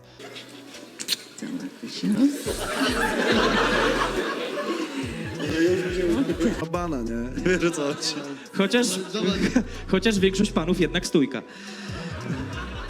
She pulled faces, attempted a mock kiss, and even went so far as to smack Aniela, displaying a blatant lack of respect. But when it came time to step into the ring, the tables turned swiftly. Within seconds, she had Marta on the ground, her grappling skills leaving no room for Marta's theatrics. Musiał się pilnować, żeby nie wstać z krzesła. I mamy ruszyły potężny cepelnik, przewróciła się chyba sama. Próba dość. The fight was a quick and decisive affair, with Aniela's relentless control leading her to a dominant victory. Wchodzą te ciosy, może nie są silne, ale dochodzą. Koniec! Mamy to! Mamy pierwszą Humbling the cocky Marta. The fight between Jolly Polka and Daniela Hemsley was full of pre-fight drama. At the weigh-in face-off, Daniela Hemsley exuded confidence and cockiness. Oh, why is she not looking at me? I think she's scared. Oh. Scared. All faces. I am ready. Oh, smoke season. Ready. She taunted Jolly Polka, claiming that Jolly was scared and attempting to intimidate her with bold statements and a confrontational attitude. She's just full of shit, and I cannot wait to silence her tomorrow night. I'm ready. I am ready. When fight day came, it became clear that Jolly was not intimidated. The bout lasted all 5 rounds, with Jolly consistently outsmarting and outboxing Daniela. Harvey Harrow looking very closely at her weight because I did watch Julie in her corner. She comes out and throws a big one again. Oh! Right, wait, she works behind the jab, but and again, she's getting caught. Snapping power, it's thudding power. When she hits, Daniela has to take 3-4 steps back, reset, and the action. In the end, Jolly Polka claimed a well-deserved victory over the cocky showboater Daniela Hemsley. Ryan Garcia faced Braulio Rodriguez, who tried to intimidate Garcia with taunts and shoves at the weigh-in, claiming he would tear Garcia apart. Rodriguez's audacious behavior continued in the ring as he mimicked Muhammad Ali by dancing and showboating. Just fighting, they are thinking. Well, and also showboating. That is. You know what, Rodriguez, I mean, he impressing me. I mean, the crowd don't like it, the fans don't like it. And a hard right hand. From the first bell, Garcia's superior skill and training were evident. He dominated the fight. Despite Rodriguez's antics, Garcia remained composed and focused. By the second round, Garcia's relentless attacks culminated in a brutal right hook that knocked Rodriguez out. Another one, and a hook, and down he goes. This is over. Ron Lipton got to 10. The cocky rat had been beaten and humbled. Conor McGregor is known for his fierce trash talk, and his bout with boxing legend Floyd Mayweather was no exception. Before their fight, McGregor unleashed a torrent of insults, calling Mayweather names and mocking him relentlessly.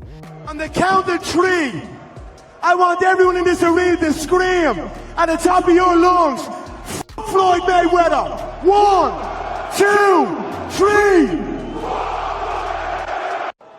Mate, you're 40. Get that f***ing phone out of your f***ing kid. Your mouth. Shut the f*** your mouth. They want you off this stage. Where's your turn? In the ring, McGregor held his own in the early rounds, landing some good shots. Breaking out here, T-Mobile. The ring together. together. You know, McGregor early on has the longer reach and already showing off some of his 24 out. Yeah, and, you know, McGregor normally throws. However, as the fight progressed, Mayweather's experience and McGregor's waning stamina turned the tide. Again, Floyd Mayweather helps, literally and figuratively. How is the notorious one still standing? And that's it. Robert Byrne has stood. Mayweather dominated the later rounds, ultimately beating McGregor and demonstrating that trash talk alone can't win fights. Taylor Starling, a fighter whose cute looks hide her dishonorable behavior.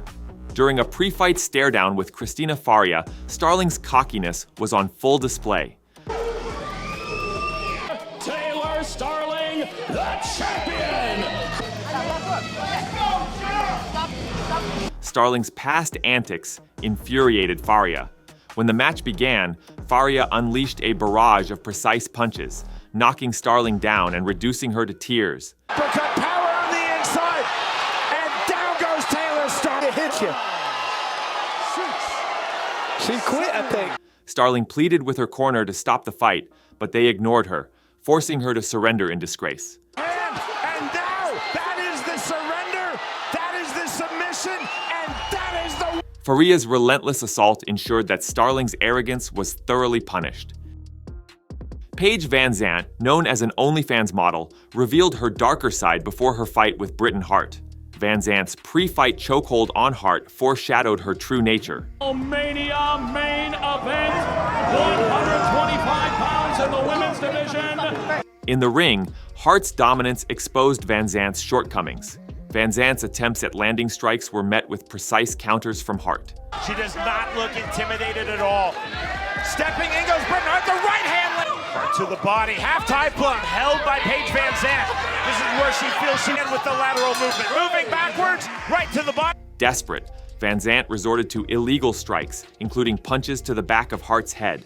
Hart's relentless punches marred Van Zandt's beauty. By the end, Hart's victory exposed Van Zandt as more than just a pretty face, sending her back to being an OnlyFans model.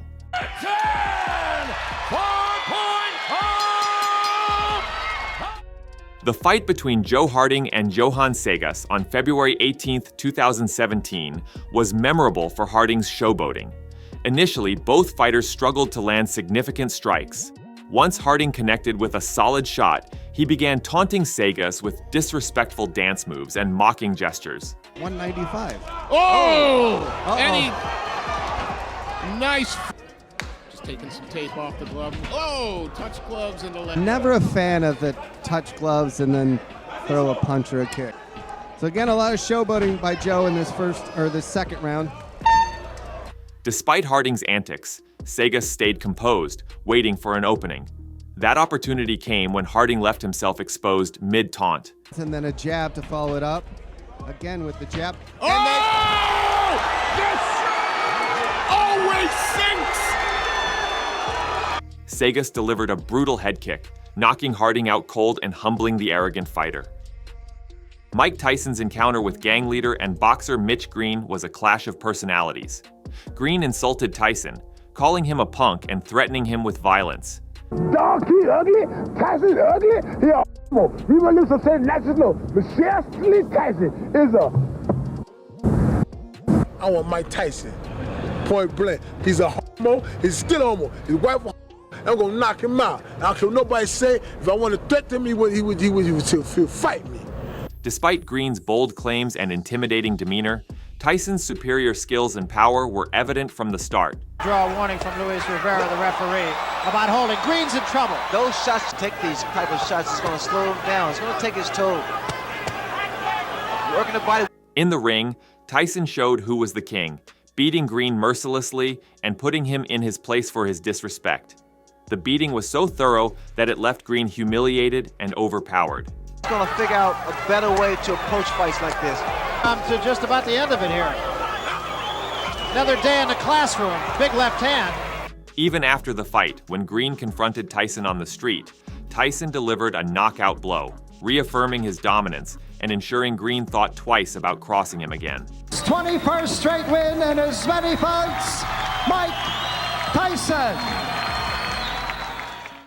The fight between Emily Brooke and Amber O'Donnell was intense from the start.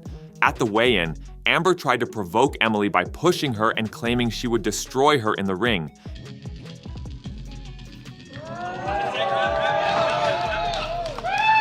It's that time, folks. Of course, we're gonna... I'm f***ing ready. I'm so hungry to smash your f***ing chin. You're on the floor, mate. There it is. Emily remained calm and composed despite Amber's antics. See, she's gonna lose her composure in the ring. She's rattled. You're rattled, darling. Can't handle it. On fight night, the bout was a fierce battle. Both fighters exchanged powerful blows and showcased their endurance over 5 rounds. A little bit. She's going to have to in this 4th round. And this is a better start to the round. Different way. All the right hand lifts. And back and forth we go, man. Again, a bit of the hesitation now from Emily. Just a bit. And here she comes again. This is where it's a little bit rougher. You got to find a way to stop that momentum. She's having... See the bout the same way. Your winner by unanimous decision, Emily. Ultimately, the cocky Amber, who had boasted about smashing Emily's chin, was outclassed. Emily Brooke emerged victorious, and the cocky rat was defeated. In 2012, Brazilian fighter Jennifer Maia faced Sheila Gaff, unaware she was about to encounter one of the sport's sneakiest competitors. Gaff extended her hand in a friendly gesture, only to launch a surprise attack, leaving Maia defenseless. Never fights. I mean, Maia has a very traditional Thai boxing. Sheila Gaff, and that was so aggressive, and she's out. Maia has been knocked out in double quick time here. Later, Gaff's reputation preceded her as she faced another Brazilian, Ariane Lipski. Lipski, known as the Queen of Violence, sought to avenge Maia's defeat with a brutal display of aggression. Lipski's immediate attack caught Gaff off guard, and she maintained relentless pressure. Time it so that she punches simultaneously, because if she runs in, well, there's the ground and pound. It's a knockdown! Unable to withstand the onslaught, Gaff was forced into submission. She was punished for her dirty antics. Cindy Bottleberge had no idea of the blatant injustice she was about to experience in her fight against Jessica Fresh. At the end of the 1st round, Fresh sneakily punched Bottleberge after the bell had rung, a move that showcased her lack of sportsmanship. This dirty tactic only intensified as the fight continued, with Fresh repeatedly resorting to underhanded moves.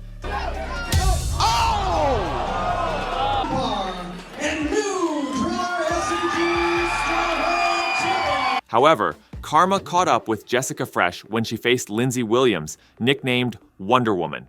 From the start, Fresh attempted to dominate with aggressive wrestling and ground strikes. She went for an armbar, but Williams' flexibility and resilience allowed her to escape the submission attempts. I thought impressively strong performance. Carmel's one hit. Lindsay Williams capitalized on an opportunity and caught Fresh in a submission hold. Oh, she's gonna go, she can't.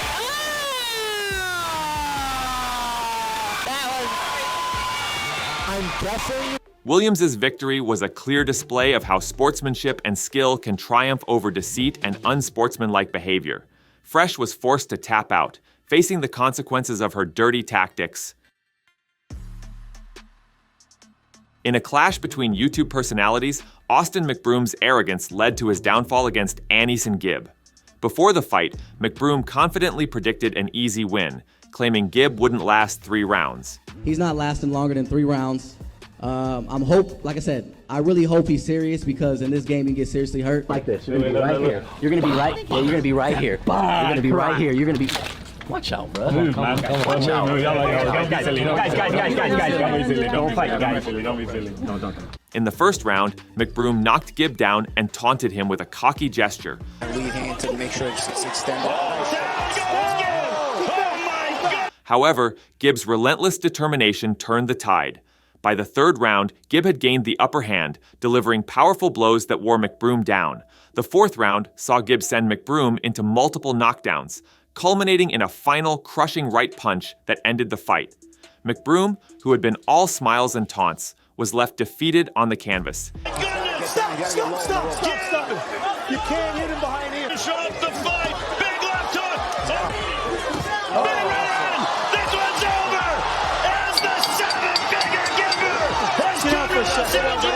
illustrating that hard work and humility outshine arrogance.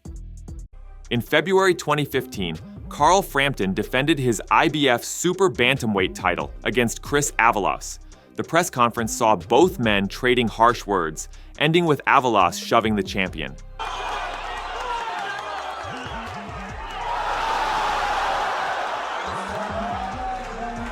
Avalos continued his trash talk during the pre-fight ring announcement and employed dirty tactics by hitting Frampton on the break. Good luck to you both. Chris, fighters, one of the differences is the lateral movement and footwork of Frampton. You see early. Oh my, that's the second time that Avalos has hit on the break. However, Frampton made Avalos pay for his actions by handing him a brutal beating through 5 rounds of a one-sided fight. That was a thunderous right cross, and he's backed Avalos into the ropes. The challenger. Frampton's relentless assault forced the referee to stop the fight. And stops the challenger. 5. Carl Frampton is cheered aloft. Giovani Estella faced Gerardo Caraballo in 2023 for an 8-round bout. During the pre-fight face-off, Caraballo wanted to intimidate Estella with an aggressive gesture.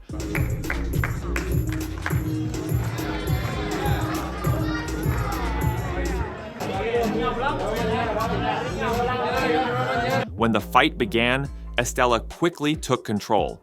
He landed a series of powerful combinations that left Caraballo struggling to respond. Within the first round, Estella's relentless assault culminated in a devastating knockout.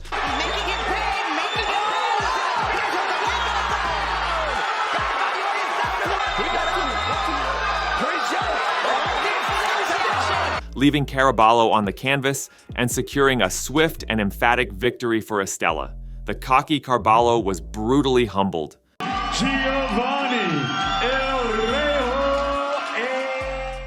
In May 2010, British star Amir Khan made his US debut against former light welterweight champion Paulie Malignaggi. During the press conference, Malignaggi tried to provoke Khan with a throat-slitting gesture.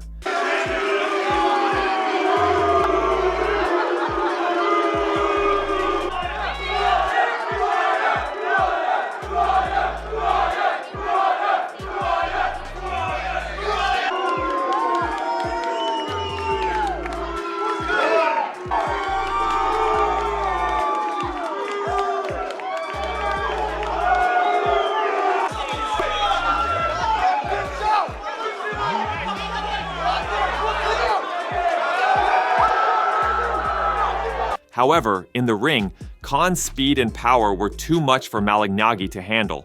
Khan consistently landed brutal punches that Malignaggi did not see coming. Being used to great effect here. It's not so Malignaggi to bounce all around Khan. To Harold's point about the jab, combination there from Khan. By round 11, the referee stopped the fight to save Malignaggi from further punishment, solidifying Khan's dominance.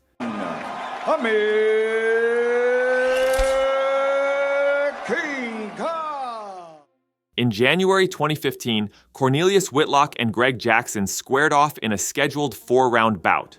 Both men got off to a strong start, trading punches and displaying solid boxing abilities.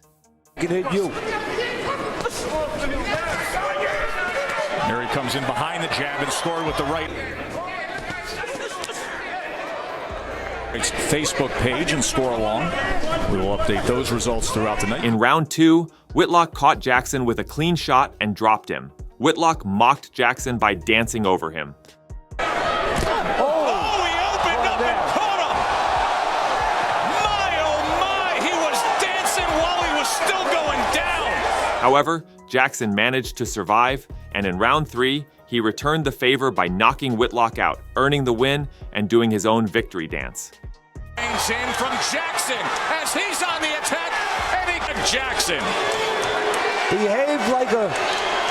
Well, right now that dance, and I don't know about that. In February 2009, former unified world champion Juan Diaz faced Mexican legend Juan Manuel Marquez for the vacant WBA Super and WBO lightweight titles. Diaz got off to a strong start, controlling the early rounds. This is going to be a hellacious war. Between a younger and older fighter. In this one, cultural Mexican tradition of willing to mix it up. What a... After the bell in the first round, Diaz tried to show off by taunting Marquez, but Marquez remained unfazed. Marquez trying to fire back, lands a right cross and a left hook. Round one is an all-out war. And As the fight progressed, Marquez began to find his rhythm. asserting his energy again. He'll have to go to work on Diaz between rounds. Same thing as, Marquez is... In round 9, Marquez landed a huge uppercut that knocked Diaz down. Supposedly the stronger man. And he's hurt. A huge uppercut. Down goes Diaz. Can he make it out of the ring?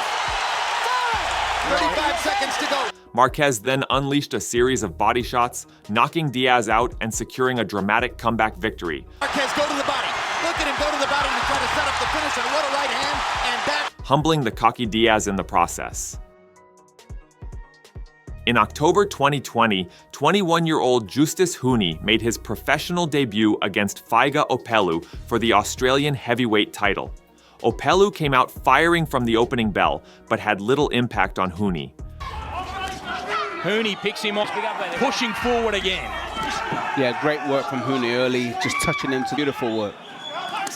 Oh, no. Frustrated, Opelu began taunting Huni to force mistakes. Huni is in great shape to do the championship.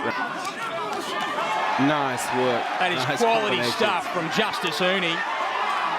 And a left hook to follow as well. To the body and upstairs. Opelu leaves himself open. 2 as he takes a right hand.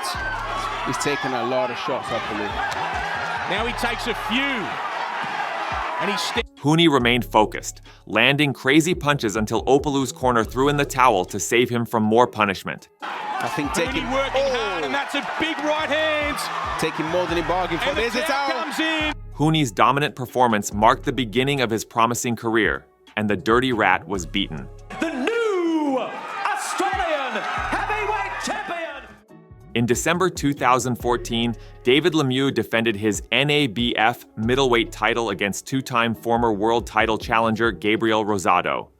Rosado sneakily landed a punch during the fight introduction, Tap it up, here we go. Feeling is this is Lemieux's fight early. which only angered Lemieux. Hold up and continue to put in some offensive work himself. Good shot, left hook. That's the difference maker. Rosado trapped in the corner. Good hard left hook again, and down goes Rosado.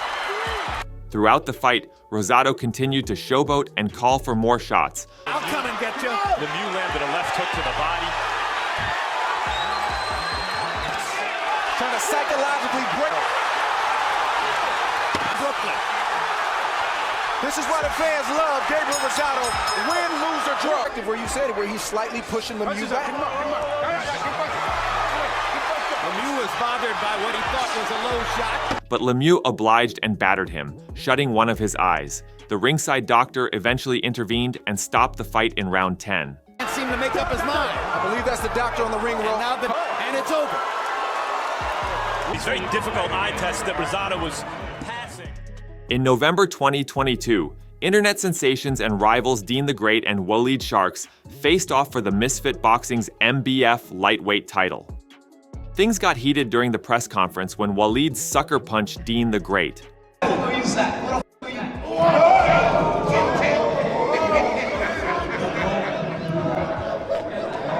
Waleed got off to a good start, building a strong lead and dominating the first 2 rounds. Nice left hook! He set it up, He set it up! Oh, short right hand!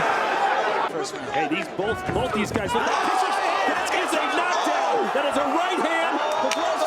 Right back!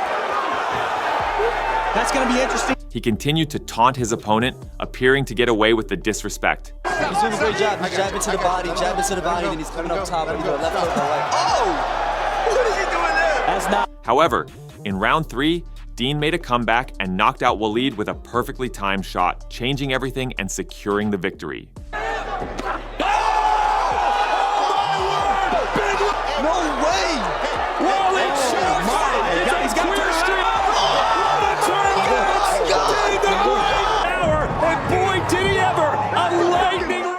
In December 2017, Cletus Selden faced Yves Ulis Jr. in a 10-round light welterweight bout. Selden came into the fight with a perfect record of 21-0, while Ulissi was coming off a controversial split decision loss. Selden, known for his aggressive style, tried to mock Ulissi by calling for punches. Superior amateur backgrounds, they definitely have the advantage early in the fight. He's a very smart sitting duck for the right hand. A fighter. But really Selden, the number one tactical error he's made is he's swinging wild left hooks upstairs to try to. I mean that.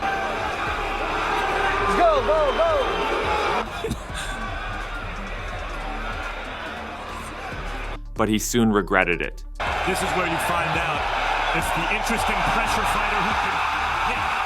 Selden's out of his depth here and down for a third time in the fight. He tackles Ulissi, lefts and rights. Despite his clowning, Selden was outclassed and easily battered throughout the fight, with Ulissi winning by a wide margin on points. The face-off between Ella Brooke, an OnlyFans and adult movie star, and Ms. Danielka was anything but ordinary. During their face-to-face segment a few days prior, Ms. Danielka attempted to physically confront Elle, even trying to throw a chair at her.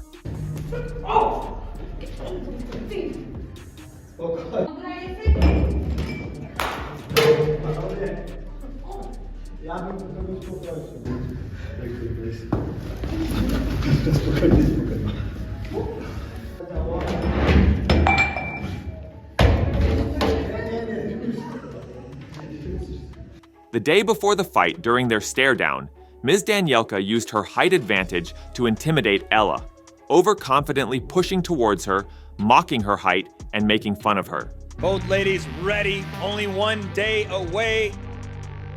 Despite her limited English, Danielka managed to throw some cocky words Ella's way. What's your last message to Elle? Kiss my ass and see you tomorrow, bitch. When fight day arrived, the much shorter Ella Brooke showed incredible resilience and skill. Throughout 5 intense rounds, she systematically broke down the overconfident Danielka. Well, there's some things you just can't control. This is not only a showcase for her skills, but you have to go back to it. It was keeping the fight at range. All that and then get inside it and not be hurt, which she's just starting to do now. Ella's determination and tactical prowess were evident as she outperformed her taller opponent. In the end, Elle Brooke emerged victorious, defeating the cocky showboater and proving that size and arrogance are no match for true grit and strategy. The identities of these two fighters are unknown, but their actions in the ring left a lasting impression. The bout began with the cocky opponent entering the ring with an overwhelming display of confidence. She screamed at the top of her lungs, taunting her rival with arrogant gestures and flaunting her supposed superiority. However, as soon as the fight commenced, the dynamic changed dramatically.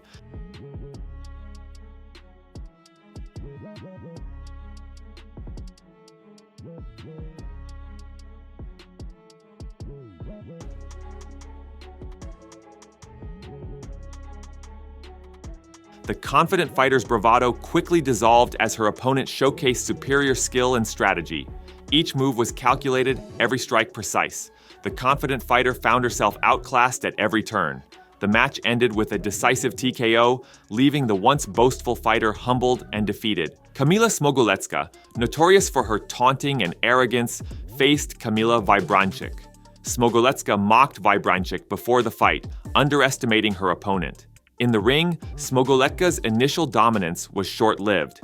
Wybranczyk swiftly turned the tide, landing a powerful punch to Smogoletka's nose, followed by relentless hammer fist strikes.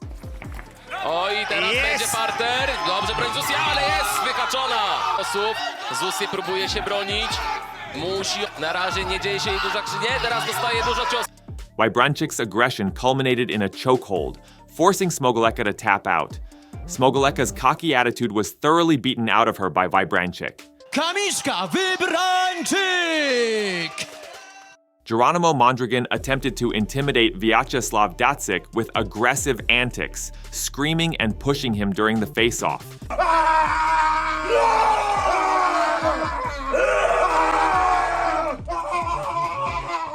Despite his efforts to look fearsome, Mondragon's over-the-top behavior made him seem more like a desperate showman than a serious contender. From the moment the fight began, Dacik remained calm and focused, paying no attention to Mondragon's antics.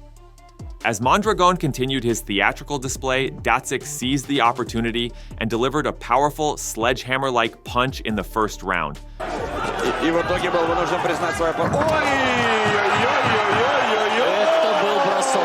The blow was so strong that it sent Mondragon crashing to the canvas.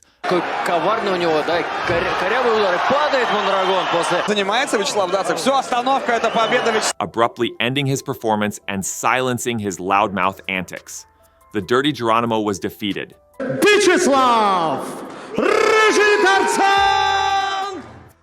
fight for the vacant WBC heavyweight belt featured undefeated Riddick Bowe and the hard-hitting Elijah Tillery. During the pre-fight explanation of the rules, Tillery sent a mocking air kiss in Bowe's direction, which offended the man from the ghetto. Gang. Gang. In the first round, Bowe responded with a powerful punch that sent the Kiss Master to lie on the canvas. Frustrated, Tillery resorted to dirty tactics by kicking Bowe several times while he was down. There's the bell, and now some extra work. Oh, a little kickboxing. Stand for that. Rock Newman, the manager of Riddick Bowe, in a tank. This unsportsmanlike conduct led to Tillery's disqualification. Angered by Tillery's behavior, Bowe unleashed a series of furious punches, kicking the rat out of the ring.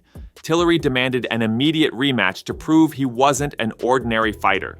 During the rematch, Tillery held Bowe off with his jab initially and began celebrating his victory prematurely. Well, Tillery in hand and missed there. Tillery back with a good body shot with the left, several weeks apart. Tillery lands another jab. He won that first round, no doubt. However, Bowe hadn't forgotten Tillery's dirty deeds. With relentless aggression, Bowe's powerful punches pierced through Tillery's defenses, forcing him to turn his back in submission. Oh, what an uppercut. That's it. He turned his back. He's hurt. Bowe's uppercuts were so fierce that Tillery, mentally and physically overwhelmed, refused to continue the fight. After this bout, Tillery never tasted victory again, marking the end of his boxing career on a somber note. Riddick, Big Daddy Bowe! In March 2004, Nate Campbell faced Robbie Peden. Known for his head movement, Peden aimed to frustrate Campbell by dodging his punches. This fight.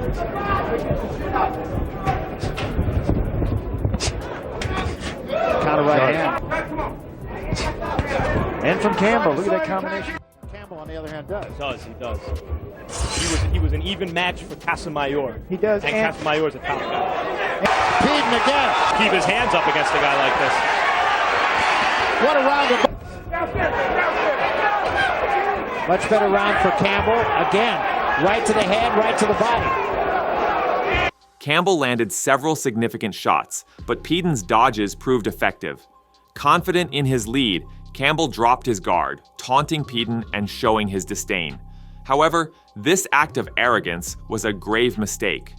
Peden seized the opportunity, delivering a precise blow to Campbell's head, knocking him out. Peden right up with that shot. Oh! There's a left hand by Peden Campbell! That's it! What a shock! What a shock! Campbell's overconfidence cost him the fight, as Peden's unexpected counterattack taught him a valuable lesson in humility and respect.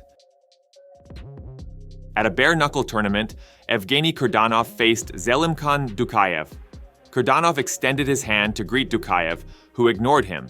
Kurdanov smashed Dukayev, while Dukayev clumsily missed punches, which made him furious.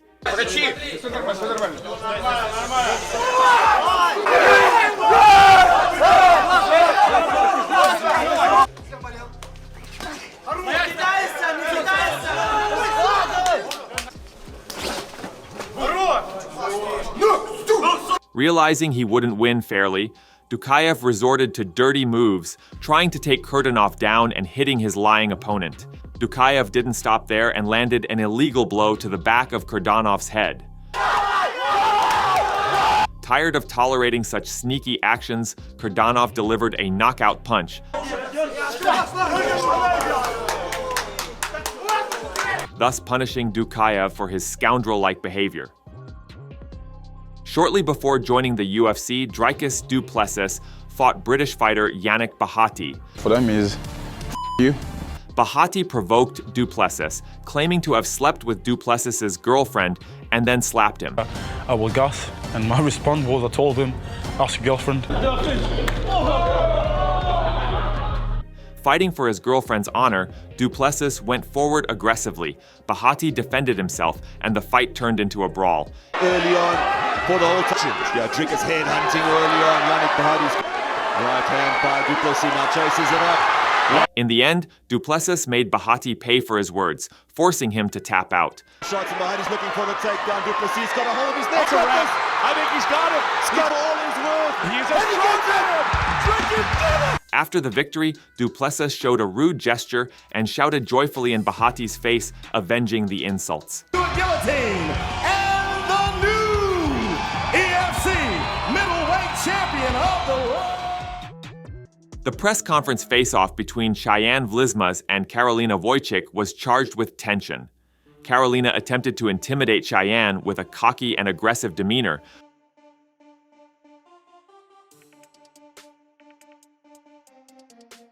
trying to assert her dominance even before the fight began.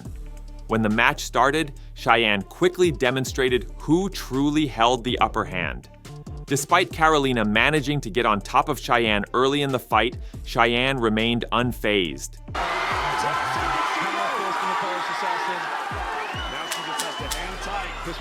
From her position underneath, she launched a relentless series of punches.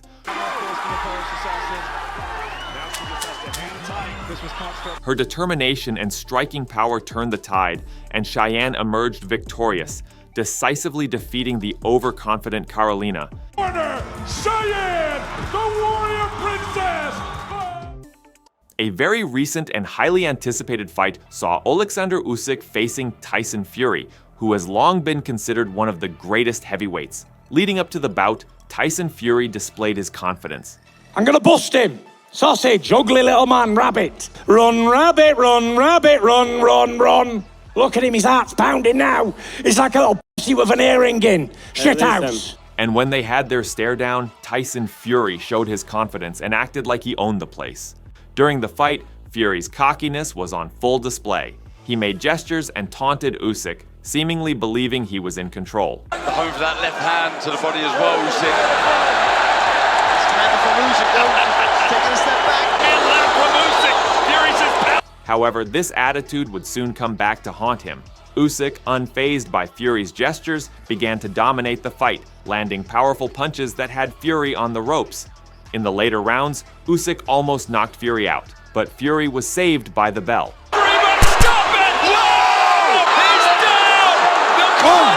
Will he be saved by the bell?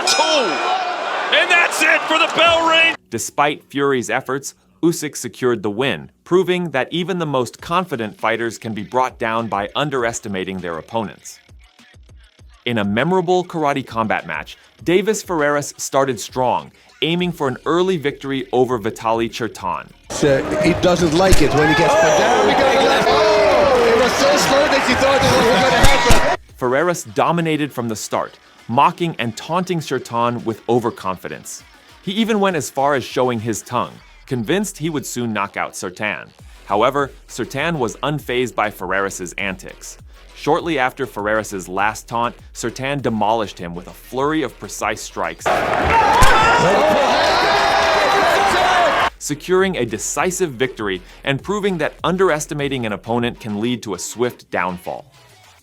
In a 2016 bout, Thomas Williams Jr. entered the ring with a confident demeanor. Stevenson quickly knocked Williams down in the first round,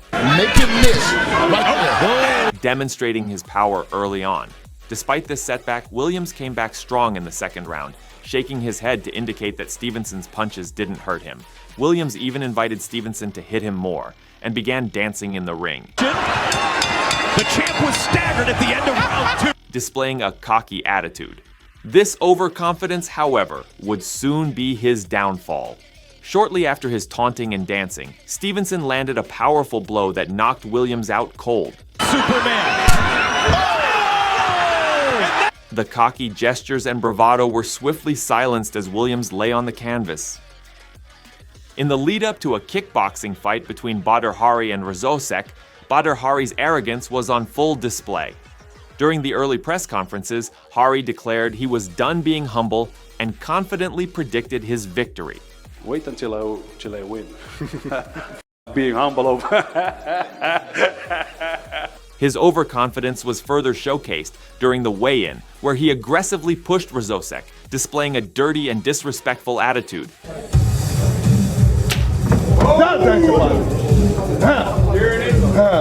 As the fight commenced, Hari initially dominated, knocking Rosocek down 3 times with powerful punches. I can just guarantee you there'll be shot down. Oh, he's down for a sec.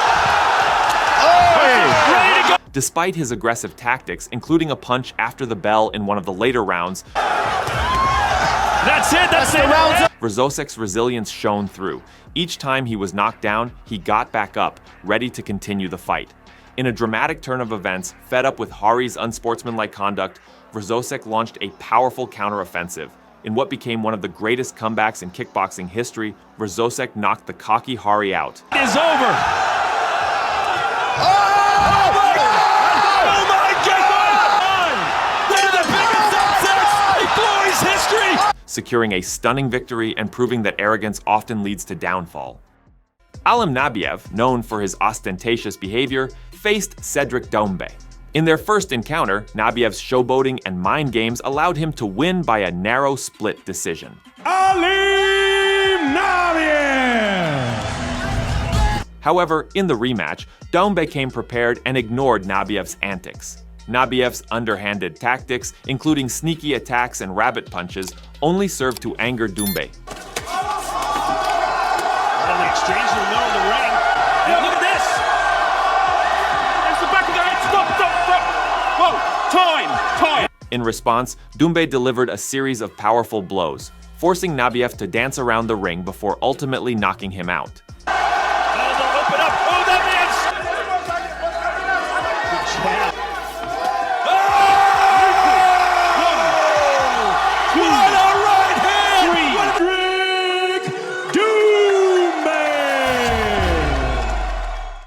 Butterbean, a hefty fighter with a penchant for brawling, often faced opponents who mocked his physique. Jackie Beard, confident in his muscular build, taunted Butterbean throughout their fight. Through this round. Looking to load up that time. Beard says, no, you hit me on the shoulder. Opens right up.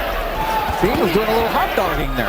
Yeah, they like pillows unless you get hit with that. Mike Tyson, he does want Tyson. He thinks, look, he feels that Tyson doesn't fight more than 4. However, Butterbean's coach had a secret weapon, chocolate syrup. Boxing 4-round fights. Well, he's a good guy, and he knows.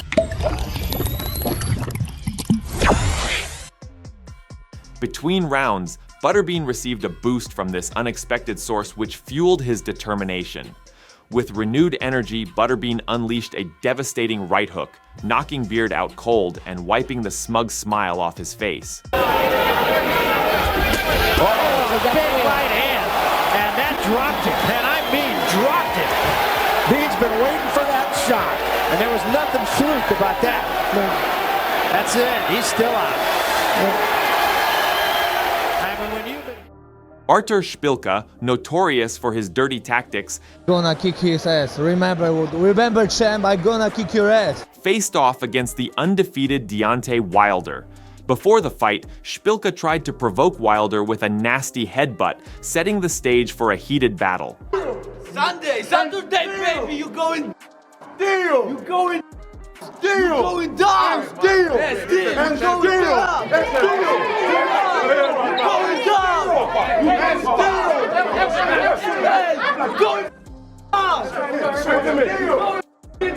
deal. In the ring, Szpilka continued his taunting, dodging, and weaving with confidence while landing some solid hooks that momentarily staggered Wilder. Szpilka dropped the straight right hand. On the top of the head. Big right hand there, but no left hook. The right hand and just missed another one. Szpilka's overconfidence was evident as he mocked Wilder, but this arrogance proved costly. Wilder unleashed a powerful right hand that sent Szpilka crashing to the canvas, knocking him out cold.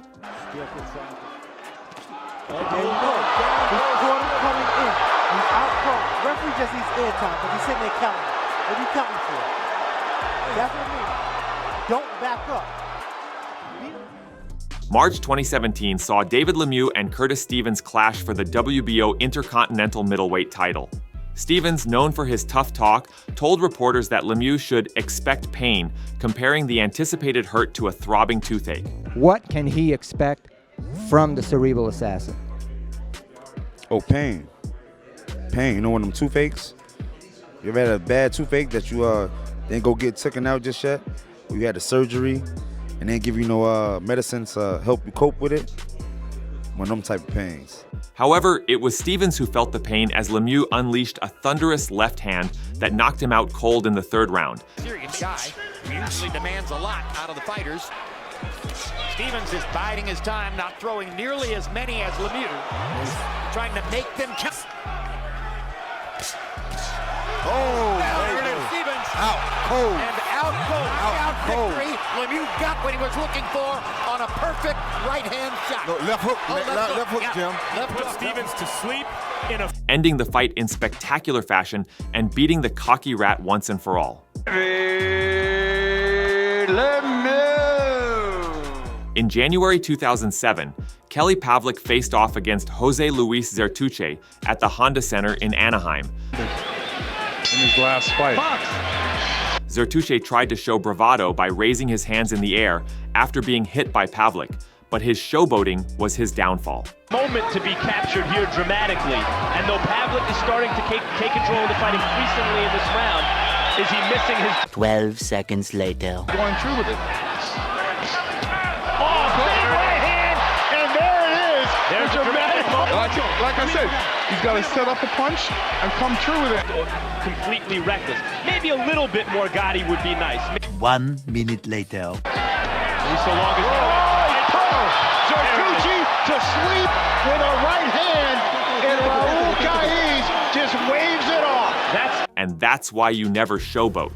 Pavlik sent Zertuche crashing to the canvas with a powerful combination, knocking him out cold in the 8th round after Zertuche's continued taunts. Pavlik! On October 9th, 1985, a 19-year-old Mike Tyson stepped into the ring against Donnie Long in Atlantic City, New Jersey. Long, who was expected to be one of Tyson's toughest opponents, confidently claimed that he could outbox the young fighter. I'm in good shape, I feel sharp, and I feel like I can outbox Tyson.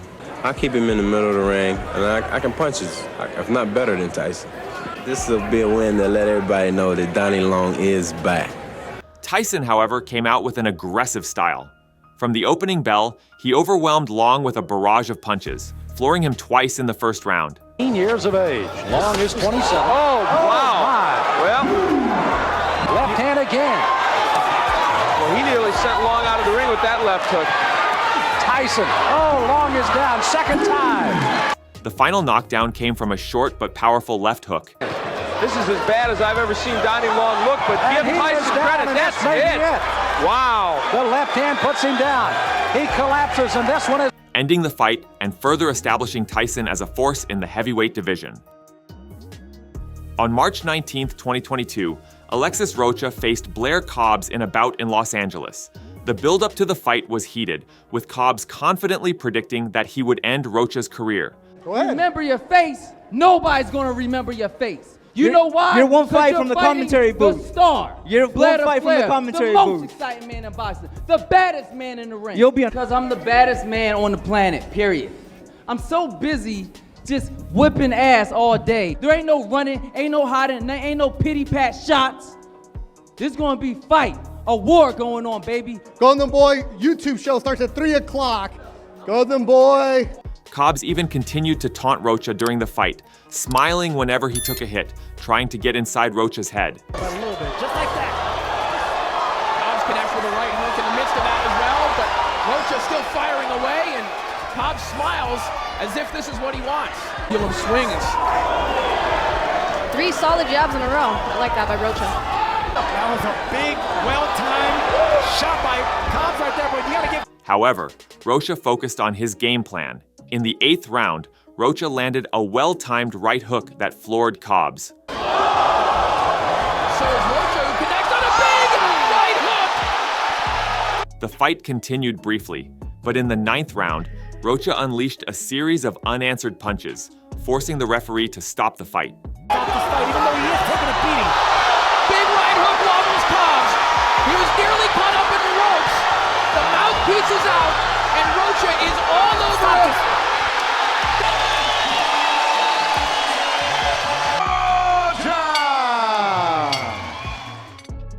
On July 16, 2022, Ryan Garcia faced Javier Fortuna in a super lightweight bout in Los Angeles. Fortuna, confident in his power, vowed to take Garcia's head off. No te garantiza que el sábado te voy a romper tu cara y tu cabeza. Te voy a romper el corazón. But this doesn't guarantee. One more time, Jaime, that translation. That on Saturday night, I'm not going to take your head off. 3-1, 26 KOs of himself. Victorville, California. All right, there we go, there we go. However, Garcia quickly proved he was the superior fighter, using his speed and precision to dominate the fight. Garcia dropped Fortuna in the 4th and 5th rounds with well-placed punches. That he was going to start pushing the tempo in the 4th round, and a body shot sends Fortuna down. When you talk about guys comfortable fighting southpaws. No, he got him again, and this time he gets up quicker, but that. By the 6th round, Garcia ended the fight with a perfectly executed 3-punch combination, finishing with a left hook that left Fortuna unable to continue. Guess what? People want to throw, and he caught him with a left hook again. And Javier Fortuna may not want to absorb any more punishment. Here comes the mouthpiece. No mas. No mas. On July 5th, 2012, Shane Cameron took on American Monty Barrett for the WBO Asia Pacific and WBO Oriental heavyweight titles in Auckland, New Zealand. The tension between the fighters was evident during the press conference, where Barrett berated Cameron and promised to tear his head off. Shane and Ken, I don't give a about neither one of them. You're about to feel it tomorrow. It's not a game. It's not a game. I'm here to play and tear his head off.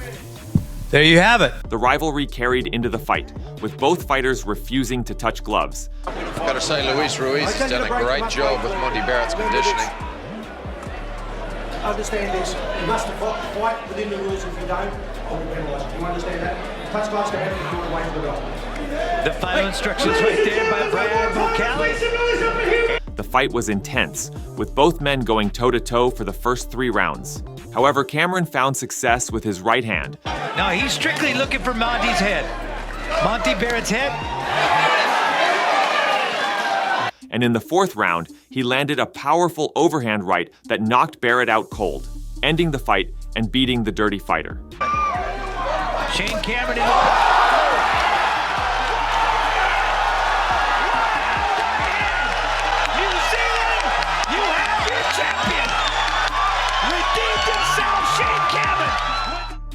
On October 7th, 2017, Chris Eubank Jr. faced Avni Yildirim for the IBO Super Middleweight title in Stuttgart, Germany, as part of the World Boxing Super Series.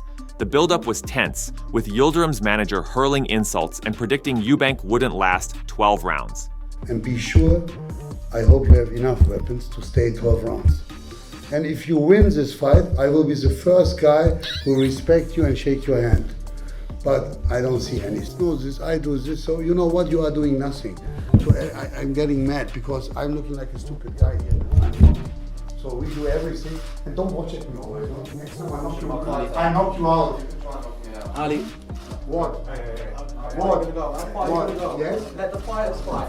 Yildirim charged at Eubank from the opening bell, but was quickly dropped with a right uppercut in the 1st round. And that was against Arthur Abraham. Good right uppercut, and Yildirim is down. He dipped at the knees. In the third round, Eubank unleashed a brutal combination, ending with a thunderous left hook that sent Yildirim crashing to the canvas. Stopping the forward advance of Yildirim, and he's finding holes in that guard. Yildirim being forced backwards, and a thunderous left hook sends him to the canvas, and it's been waved off immediately. Referee Jacek Jankowiak. On November 30th, 2018, Jeff Horn and Anthony Mundine squared off in Brisbane, Australia for the WBO Oriental and vacant WBA Oceania middleweight titles. Mundine, full of bravado, shoved Horn during the face-off and promised to defeat him. I'm like a caged tiger right now, man. I'm like a caged tiger, a caged lion. I'm ready to go, man. Like, when you put something in front of me that I'm ready to eat, you know, I'm gonna attack it. You know what I mean? That's all I can say. We were talking shit to each other. You know, I saw him in front of me. That was just my reaction. I was ready to kill him right there and then. Give us your prediction for what happens in this fight. How does it go down? Prediction? Pain. Let's go. When the fight started, Mundine found himself on the receiving end of Horn's punishing blows. Horn rocked Mundine with a big right hand and finished him off with a left, sending Mundine crashing to the canvas in the first round and winning over the Dirty Rat.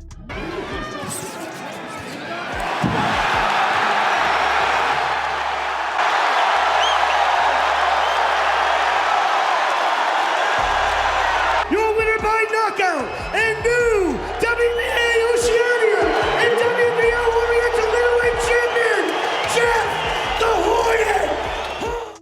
On January 14th, 2017, Gervonta Davis challenged the undefeated Jose Pedraza for the IBF Super Featherweight title in New York. Before the fight, Pedraza threatened Davis and said he would take his undefeated record. De Mayweather, porque el día 14 de enero, cuando le quite el invicto a Davis, es como ganar la Mayweather. Así que lamento mucho que esté bajo la tutela de Mayweather. He would like to say that he's sorry for Davis being signed to Mayweather Promotion because on January 14th, when he takes away his undefeated record, it's going to feel like he beat Mayweather. Y si él dice que hay que matarlo para ganarle, muerto estará. He says that he has to be killed in order to beat him, then he's going to be dead. During the fight, Pedraza made strange howling noises when landing punches and dropped his guard, daring Davis to hit him. Oh, Pedraza looks down there, but that one won the best. To talk about this, but it's because of Pedraza's strategy after he's fighting each other with the yeah. Doing their Ric Flair impression. He keeps going. And Pedraza opening up on Davis along the ropes. Get on the wall in between. Yeah, and some change-ups as well, Paulie. Really mixing up the speed of the pitcher, so to speak, you know? It makes it much more difficult for Davis, a top-level fighter. Fights come in waves. You may have the advantage, you can fall into a disadvantage very quickly. Very animated display fighters here in Brooklyn. Much to the look of disgust. Well, Pedraza getting the time. He's going to have to make sure he keeps control of the pace if he wants. In the 7th round, Davis answered with a big right hand that sent Pedraza to the canvas, securing a knockout victory and the IBF title over the cocky and arrogant Jose Pedraza.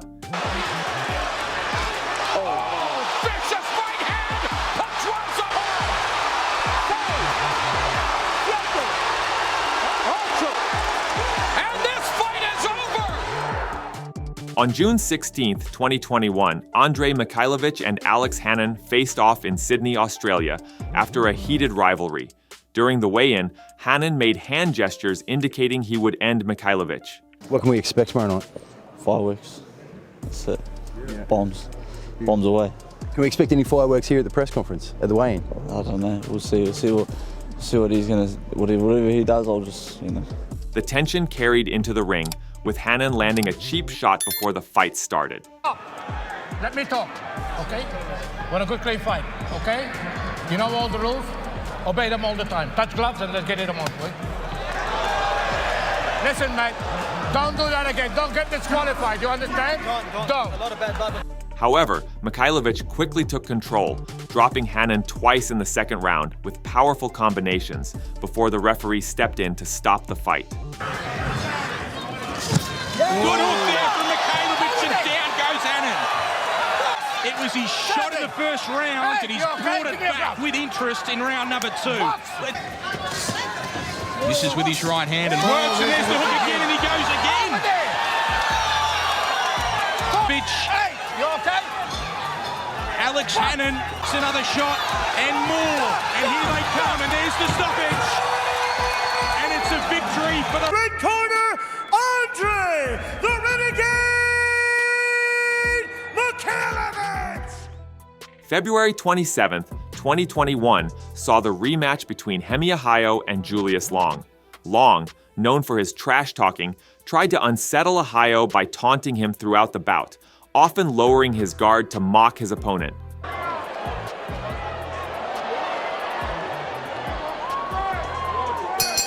lot of talk from Big Julius, really talking it up.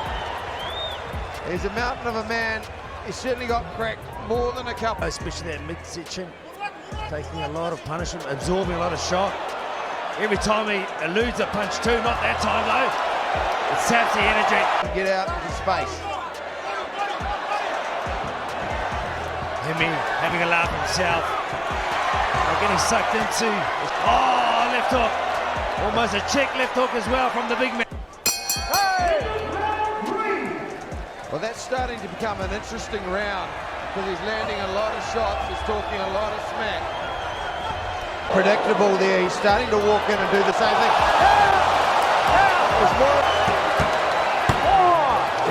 Despite being knocked down in the 4th round, Haye kept his cool. Those clubbing shots from the outside.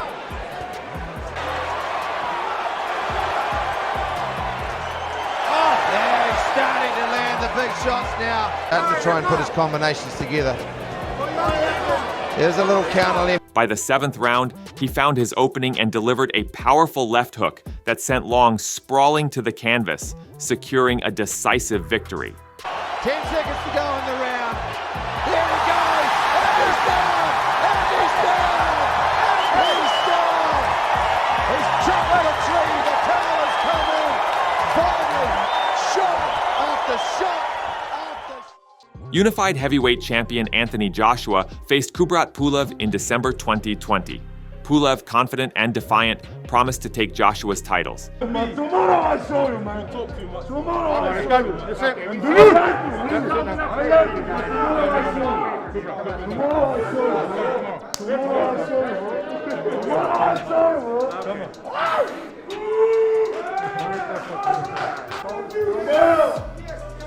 Tomorrow I show you, buddy. But tomorrow I show you because I'm better than you. Try. That's it. Easy. The more you try. I don't try. I don't try. The more I do. Come on, let's go. Come on now. I'm amazing. I'm amazing, man. Tomorrow I show you. He even smirked at Joshua's punches early on, as if they were mere taps. Not stand right in front of him and then look for the right opening. And there's a combination from Joshua. Pretty much blocked by Pulev covering up. Good defensive skills by Joshua. And a return right hand. Good counter right. Pulev is hurt. Second right hand. That clipped him as well. Now he goes in for the kill. Pulev says he's not hurt. Screaming out. But Joshua, there's confidence. There's aggression. Where he got hurt with Andy Ruiz, getting reckless, going aggressive, and going towards him. Beautiful right. But Joshua stayed relentless, breaking through Pulev's defenses in the 3rd round. Knocking Pulev around the ring. Hits him with an uppercut as well. Another uppercut. That hurt Pulev. Pulev's on the ropes. He's hurt. He turns his back. Pulev on the ropes again. Turns away. Does he want any more? The uppercut. Pulev down on his back. And putting him on the canvas twice in the 9th with a barrage of uppercuts, followed by a knockout right hand that ended the fight, defeating Kubrat Pulev and teaching him a lesson of karma. Oh, another one, and Pulev is hurt. Pulev is rocked, he's on shaky legs, and down he goes. That was finish. 3rd knockdown of the fight for Anthony Joshua. Right hand, and down goes Pulev, and that's it. And they get to 10, and Anthony Joshua has an emphatic knockout win. 2 undefeated champions, Floyd Mayweather and Ricky Hatton, clashed on December 8th, 2007.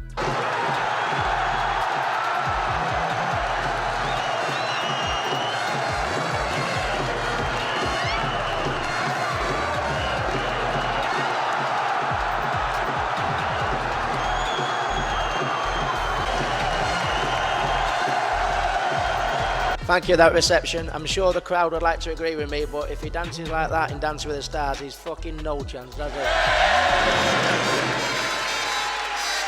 You can worry me and look in my eyes and see a little bit of fear. I only have one message. You're pissing into the wind, son. I ain't scared of you.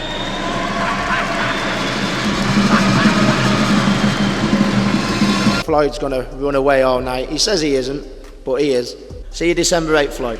Hatton brought extreme pressure, making Mayweather uncomfortable in the early rounds. Thunderous roar from the crowd, or at least as long as Hatton is functionally in the fight.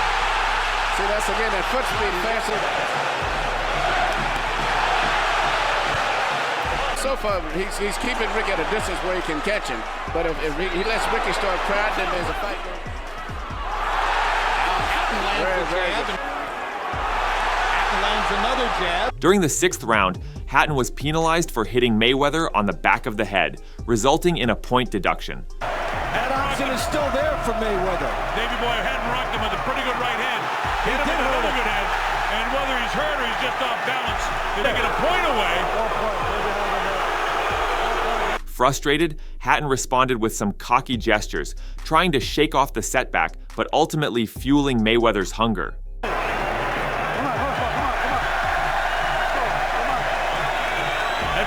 However, Mayweather's skill and timing began to shine as the fight went on. In the 10th round, Mayweather delivered a pinpoint left hook that floored Hatton. You can squat your stride throughout the career. Check left hook. A check left hook. Although Hatton beat the count, Mayweather quickly overwhelmed him with plenty of punches, forcing the referee to stop the fight and securing another victory for the undefeated champion. Every situation for Hatton. This fight is over. A fighter he's never been confronted with before. And it brought the best out of him. He stayed. Mayweather. On April 27, 2023, Andre Mikhailovich faced Edison Saltarin in a highly anticipated match.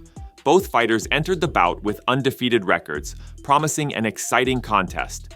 Saltarin dominated the early rounds, landing a series of blows on Mikhailovich and not giving him any room to breathe. Saltarin's relentless attack had the audience on edge as he continuously pressured Mikhailovich. He's not... This is an inside fight. Both guys are tall and long, but they both work. Just has to survive this round as Andre Mikhailovich, because Saltarin has come out and he is now going to make... leaving no opportunity for recovery. However, in the 2nd round, Mikhailovich rallied and began to fight back. Gathering his strength, Mikhailovich initiated a strong comeback. This shift in momentum angered Saltarin, leading him to strike Mikhailovich after the referee's signal. And he's putting the overhook there, he's tying him up, waiting. Oh! One step back, okay? Can't do that, can't do that. He's waiting for the... A blatant foul that only worsened his situation. As the fight continued, Mikhailovich's endurance outlasted Saltarin's, who began to tire visibly. Mikhailovich capitalized on this, knocking Saltarin down. Got him stuck on the ropes. Though Saltarin managed to get back on his feet after the first knockdown, he chose not to continue after being knocked down again, ending the bout with Mikhailovich emerging victorious. The bout between Andy Vanstein and Nu Chaboon was a spectacle of chaos and controversy. From the beginning, both fighters were intense, and their fury seemed unstoppable. Charging forward with his punches. Yeah. Oh! They was told to break. Nowhere through one after the referee. Personal, Julie. You can hear the hall just going crazy. And they're back in that same situation, close, like trying to throw the little hooks this time. Nowhere pushes him. At the end of the 1st round, Vanstein extended his hand to Chaboon, who blatantly ignored the gesture. Their tumultuous behavior led the judges to cancel the match due to the lack of control and sportsmanship displayed by both fighters. But there we go. There it goes across. Yep. Still tapping him on the head. Oh my goodness! No way! In a shocking turn of events, instead of apologizing respectfully, Chaboon struck the referee, demonstrating a blatant disregard for authority. Still! Oh my god, he's hit the ref! This guy's on... What's he doing? This action resulted in Vanstein, who had not engaged in any particularly disrespectful conduct, being disqualified. Meanwhile, Chaboon walked away with the victory, leaving many in disbelief at the chaotic and controversial outcome. Julian Wallace, known for his tattoos and brash attitude, displayed extreme arrogance before his fight with the modest Ben Nguyen. Wallace's overconfidence was evident as he pushed Nguyen and taunted him during the weigh-in. Just the details for the fighters.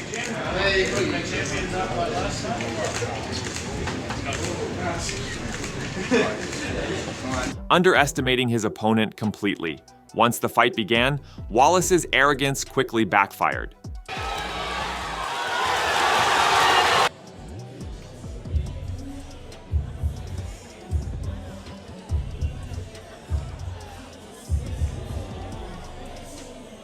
Nguyen capitalized on Wallace's overconfidence.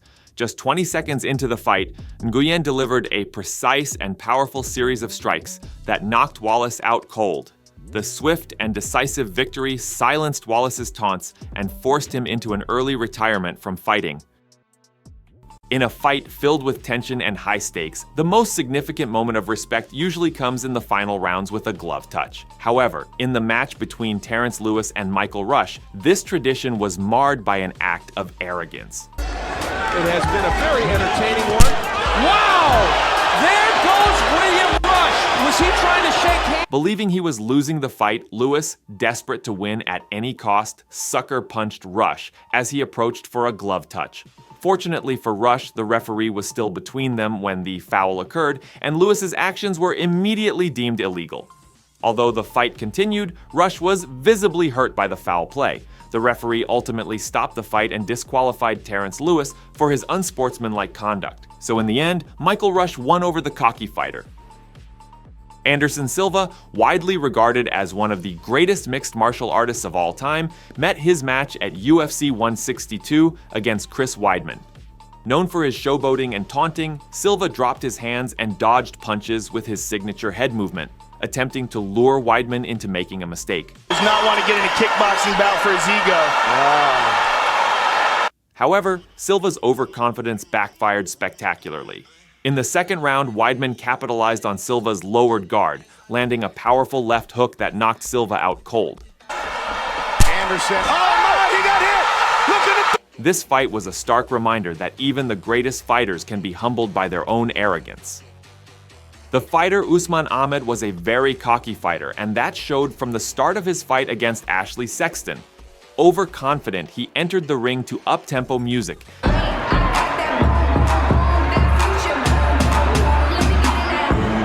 dancing and jumping around as if he owned the place. When Ashley Sexton made his entrance, Ahmed rushed towards him, staring him down and taunting him, which earned him boos from the arena.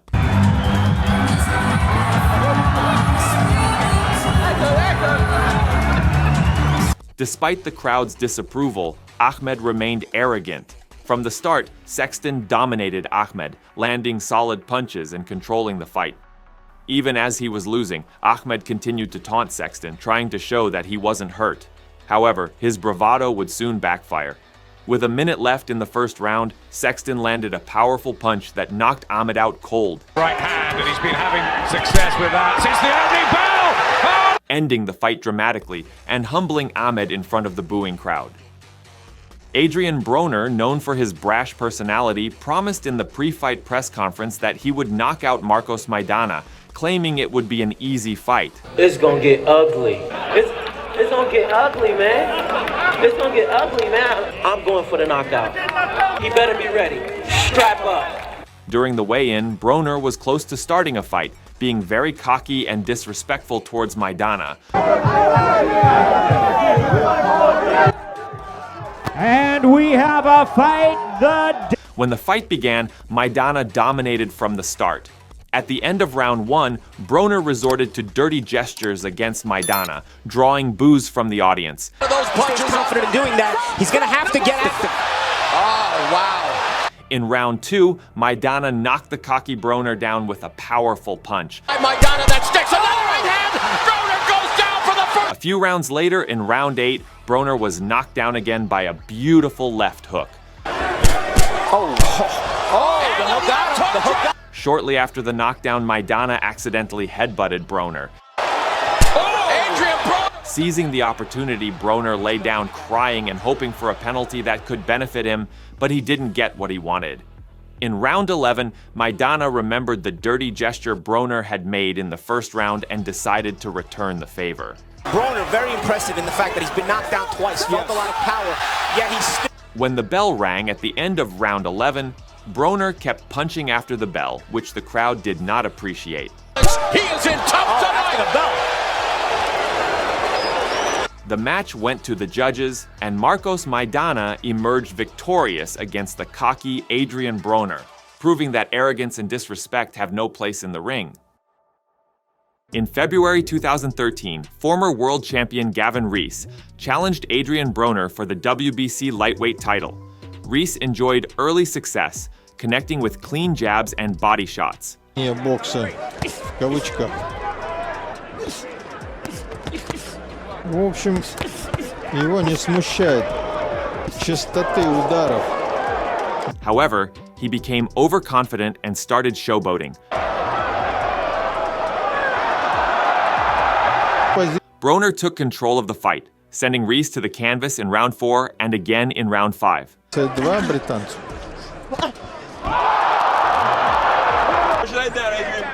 Букмекеры не давали никакого вообще шанса. Rees's corner eventually stopped the fight to prevent further punishment, giving Broner the win. In January 1995, legendary British boxer Prince Naseem Hamed defended his WBC International Super Bantamweight title against three-time former world title challenger Armando Castro. Castro tried to imitate Hamed's unconventional style by showboating and dancing in the ring. He's been watching tapes of him, Hamed. He says, I know how I'm going to do this guy. You have to remember, Castro, most of his work's been done, Ed. There's no point in waving him on. That doesn't sound smart move to me. He would knock him out now. They were teasing each other a bit at the way, and it wasn't nasty. However, Castro lacked the skills, stamina, and speed of Hamed and paid for his cocky behavior. Punches from all angles. It's all over by the shadow. Oh, look at that. Oh, dear, oh, dear. Close to catching Hamed with him. That was more of a stumble, yeah, quite right, referee ban. He still caught him with... Oh, dear, oh, dear. Leapt off the floor. Now there he shoved him again, but he did land the punch. But yes, he did shove him with that one. Bring him on. Oh, dear, oh, dear. He might have an iron jaw. The punch landed so early in the first, it's difficult to say. But his legs certainly don't look right, the way he's moving around. The cocky wannabe was getting brutally hurt, so the referee had to stop the fight, giving the win to Naseem. It's a foolish bravery, and it's all over in the 4th round. And there is the official somersault, of course. In March 2000, Oleg Moskaev and Cedric Fields met for the first time. Fields attempted to intimidate Moskaev from the start by showboating and calling for more punches. His losses came by getting stopped. Very early in his career, he got thrown in without a call. Really good right now. He's just taking his time, picking his shots. He's just basically trying to just stay there and try to intimidate him, but I don't feel it's going to work against my skill. Scheduled for 12. Stand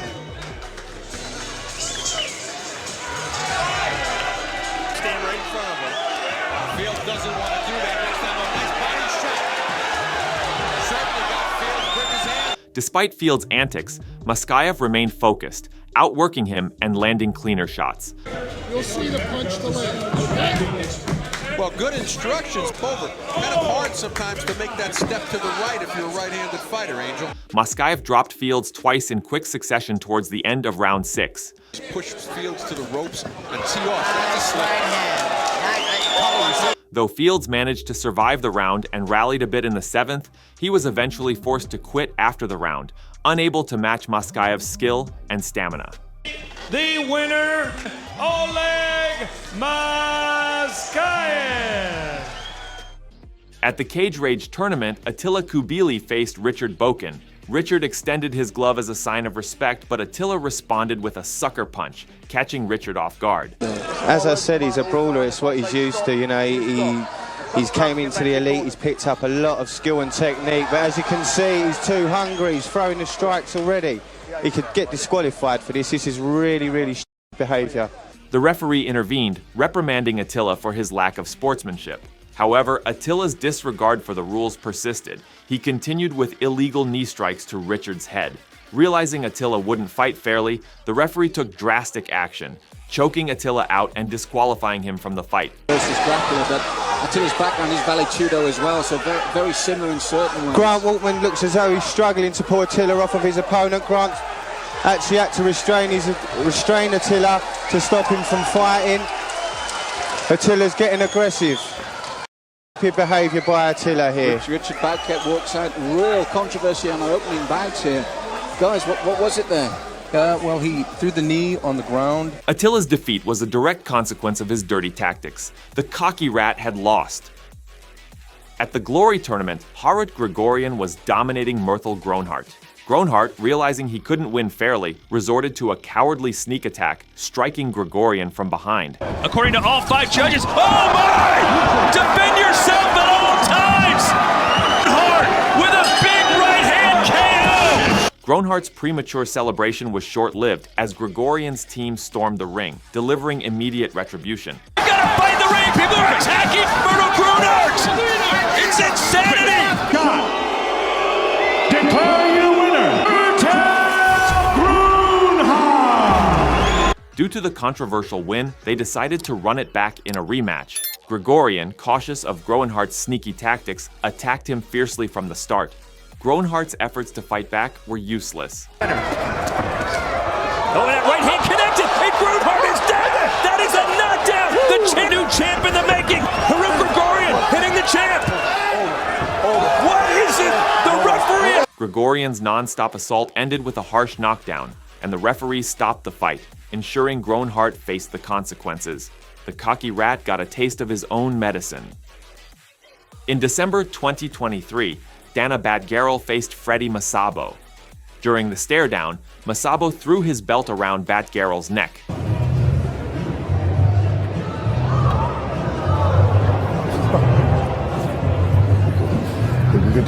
A clear insult to Batgerel's Mongolian traditions. Despite Masabo's early dominance and illegal moves, Batgerel's resilience never wavered. He endured a barrage of punches and 2 knockdowns. Secondary flurrying here, the Mongolian trying to recover. Straight back up to his lead though here, and final round underway, all still to... Finally, Batgerel seized his moment, delivering a perfect flying knee that knocked Masabo out cold.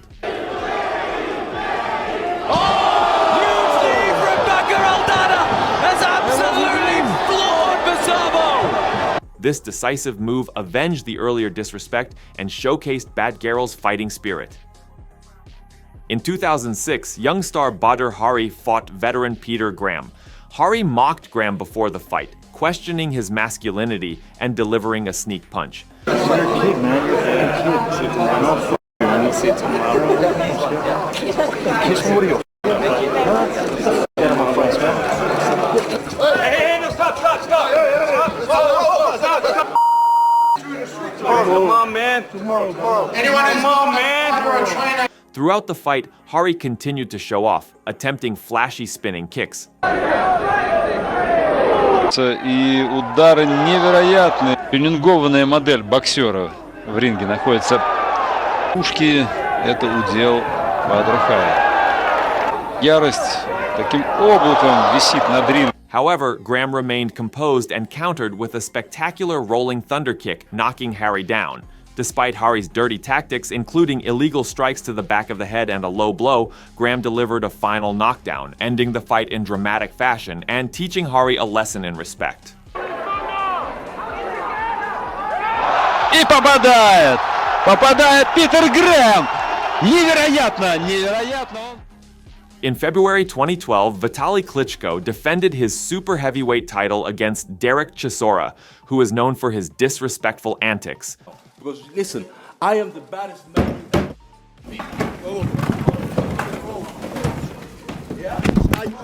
Closer to the fight, he really ramps it up, like you're saying. Like a couple of Batman villains, Darren, from...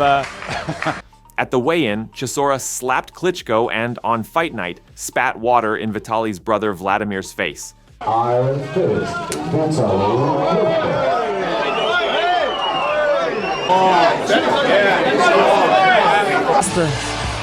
Братья прекрасно понимают вот всю... Опа, начинается. Here in Munich, here you go. From the opening bell, Klitschko dominated, landing powerful shots and breaking down Chisora's defenses. Chisora's wild swings missed, and Klitschko's composed, tactical approach steadily punished him. Good ground. See, Klitschko, he's not catching much, which he's always landed about 3 clean shots this round. Klitschko won by unanimous decision, retaining his WBC heavyweight title and teaching Chisora a lesson in humility for his pre-fight behavior. On December 12, 2015, undefeated heavyweights Anthony Joshua and Dillian Whyte met in London. Before the fight, Whyte mocked Joshua, recalling an amateur bout they had years earlier where Dillian Whyte won against Anthony.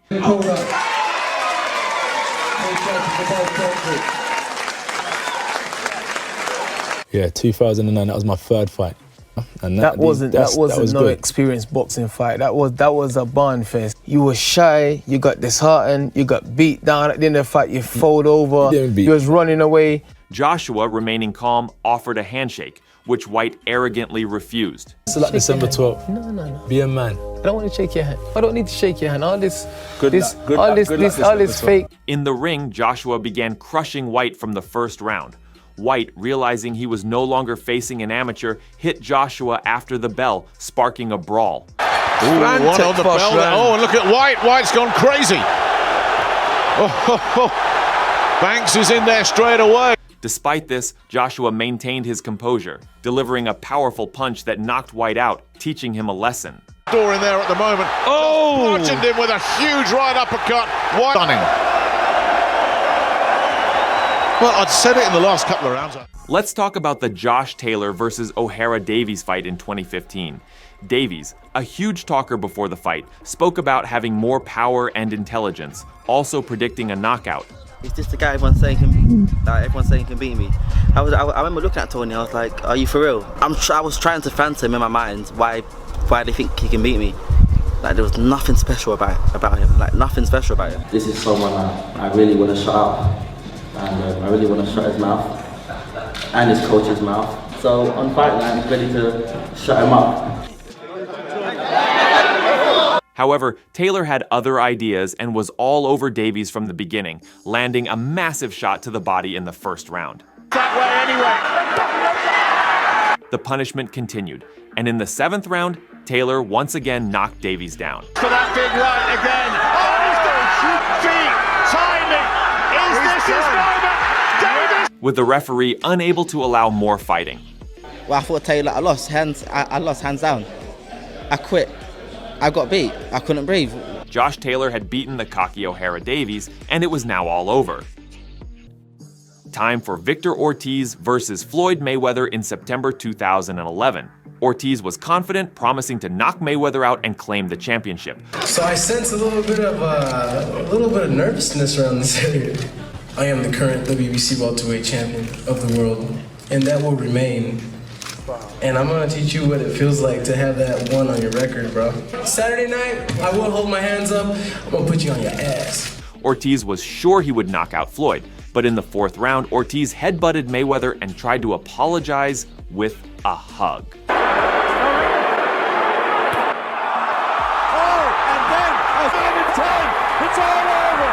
Who was in the wrong, Floyd or Victor Ortiz? Comment down below. In December 2020, Cuban boxer Frank Sanchez took on Julian Fernandez. Fernandez, known for his bravado, taunted Sanchez during the fight, calling for punches. I think Sanchez would do very well in that fight. Hunter is a very good boxer. At one point, Fernandez even dared Sanchez to hit him, lowering his guard and showboating in the ring. It's like a scene out of Rocky 3 with Mr. Sanchez obliged and delivered a brutal knockout in the 7th round, sending Fernandez through the ropes and out of the ring. Like Fernandez is not winning any rounds. Oh, that's a hard right hand. And now on the ropes and out of the ring goes. This knockout was a stark reminder of the consequences of taunting a superior opponent. Rewinding to May 1994, we see Roy Jones Jr. defending his IBF middleweight title against Thomas Tate. Tate came into the fight as the top contender, but spent more time mocking Jones than focusing on the fight. Spoke to both fighters in the dressing room. Caution again, obey my commands at all times. Shake gloves and good luck. He danced and mocked Jones during the pre-fight announcements, showing little respect for the champion. Jones, unfazed by Tate's antics, dominated the fight and scored a knockdown in the second round. 96 punches in round one. And down goes Tate. Wow. His corner comes out and stops. Tate's corner threw in the towel, ending the fight early and teaching Tate a valuable lesson in respect. June 2008, the much-anticipated rematch between Arthur Abraham and Edison Miranda. Miranda felt he had to prove himself after losing to Abraham previously. Arthur Abraham! At the beginning of the fight, Miranda decided to do some cocky gestures, trying to make Abraham think he was not afraid. Obey my commands at all times, protect yourselves at all times. Good luck, God bless to both of you. In the third round, Miranda gets hit, and after that he decides to taunt Abraham, mocking and making fun of him. Here in the early going, big punch of the night. In the fourth round, Abraham sends Miranda down twice with left hooks, ending the fight with a combination of right and left punches. Without the second punch. That's true. That was a right hand, but Miranda is down. 7. Hey, come on. Can you continue? Okay. That's the fourth time. Miranda's down, make it number 5 now. He's down 2 times here in the fourth. But regardless, tell us how Semenyo says. Miranda paid severely for being overconfident and cocky. Melvin Manhoef, known for his sneaky actions, faced Bob Schreiber in an MMA match. Before the fight, Schreiber extended his hand in a sign of respect, but Manhoef arrogantly ignored it. Once again, gives him the hand, and he doesn't want to do it. Well, the tone is set for this fight.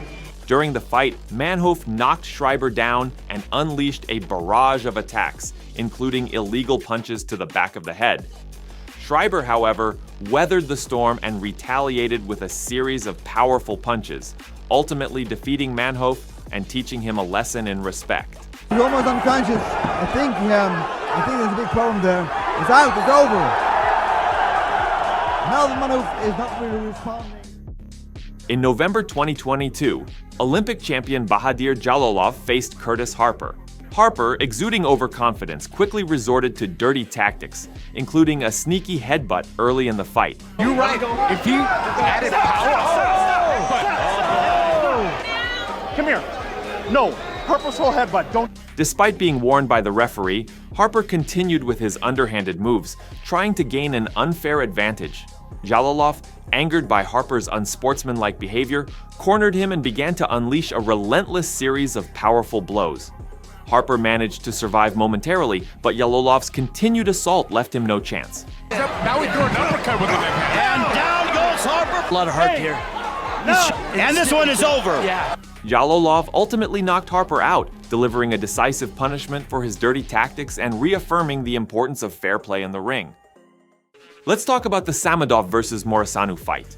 Morisanu entered the ring overflowing with confidence, strutting around and mocking Samedov in an attempt to get into his head. However, the reality of the fight was a stark contrast to his bravado.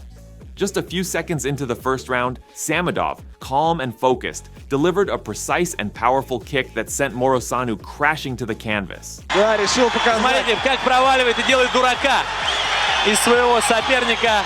Хорошо колено! Здорово, попадание есть точно! The knockout was instant and decisive. It was a humbling experience for Morisanu, serving as a powerful reminder that in kickboxing, true strength and skill always triumph over arrogance and showboating. Another notable fight is the Bongala versus Nabaye fight. Nabaye's cockiness was evident right from the start at the weigh-in, where he aggressively tried to intimidate Bongala, screaming in his face and displaying excessive bravado. His aggressive and cocky attitude continued as he entered the ring, but it didn't take long for his confidence to crumble. From the moment the fight began, Bongala dominated with superior technique and control.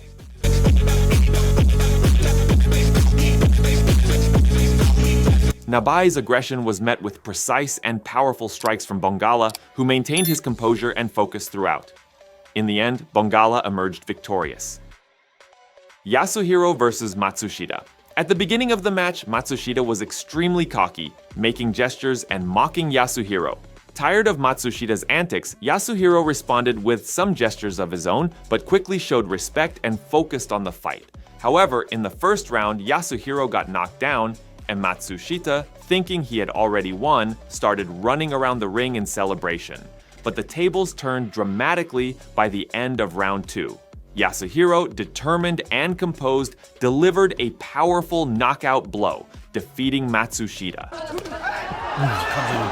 Oh my God, what was that? This victory was a clear example of how humility and perseverance can overcome arrogance and showboating.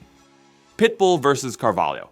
And no, not that Pitbull and not that Pitbull. Anyway, at the weigh-in during the final face-off, Carvalho was incredibly cocky, making obnoxious gestures right in front of Pitbull. To close out the quarterfinal round, the main event with the featherweight title held. I'm a better striker than he is. He's only a counterpunch. You know, he started his career as a pitbull, but right now he's just a chess player. Despite this, Pitbull remained calm and humble, not letting Carvalho's antics affect him. Once in the ring, Carvalho paid dearly for his cockiness. Pitbull dominated the entire fight, showcasing superior skill and control. In the end, Carvalho was knocked out and the cocky rat had lost. Let's highlight the Inoue versus Parenas fight. Throughout the match, Parenas was extremely cocky, constantly making gestures towards Inoue to show he wasn't hurt and that he was confident of victory. Despite Parenas' antics, Inoue remained focused and dominated the fight from the start. Parenas continued his showboating, but his behavior didn't last long. In round 2, Inoue delivered a decisive blow, knocking Parenas down and winning by TKO.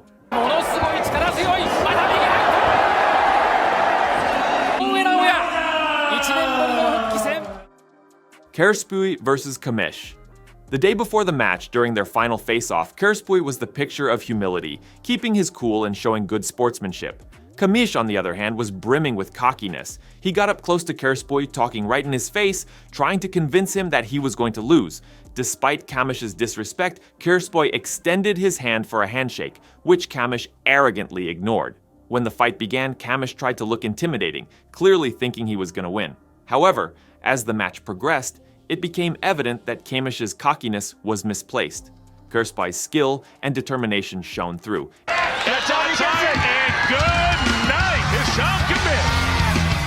And he ended up winning the fight. Kamish, the cocky fighter, had lost, learning a harsh lesson in humility. Severov versus Sidorenko. Like many other cocky fighters, Sidorenko's arrogance was on full display during the pre-fight press conference. During the stare-down, Sidorenko took a step forward and made a gun gesture towards Severov, clearly thinking he had the win in the bag.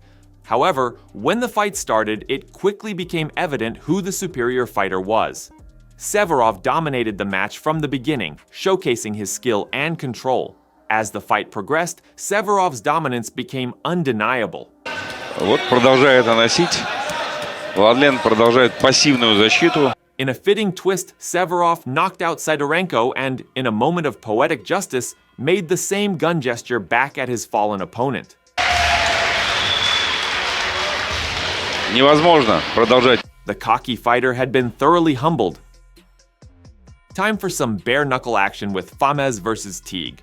At their face-off, Paul Teague showed up wearing a clown mask, a clear sign of his cockiness. Despite this, Famez kept his cool. However, the situation escalated when Teague randomly pushed Famez. When the fight started, Famez didn't waste any time. With a single punch, he knocked Paul Teague out, making bare-knuckle history. Fucking gold trucks for Fames, great trucks for Paul Teague. I don't know if he is down, and here is the count from Los Angeles. He looked up right away and he sat right back down. The cocky clown was beaten in spectacular fashion, proving once again that arrogance has no place in the ring. Time for a Canelo fight, but he wasn't the cocky one. At the weigh-in, Kirkland exuded overconfidence, shaking his head and making gestures to show Canelo he was ready.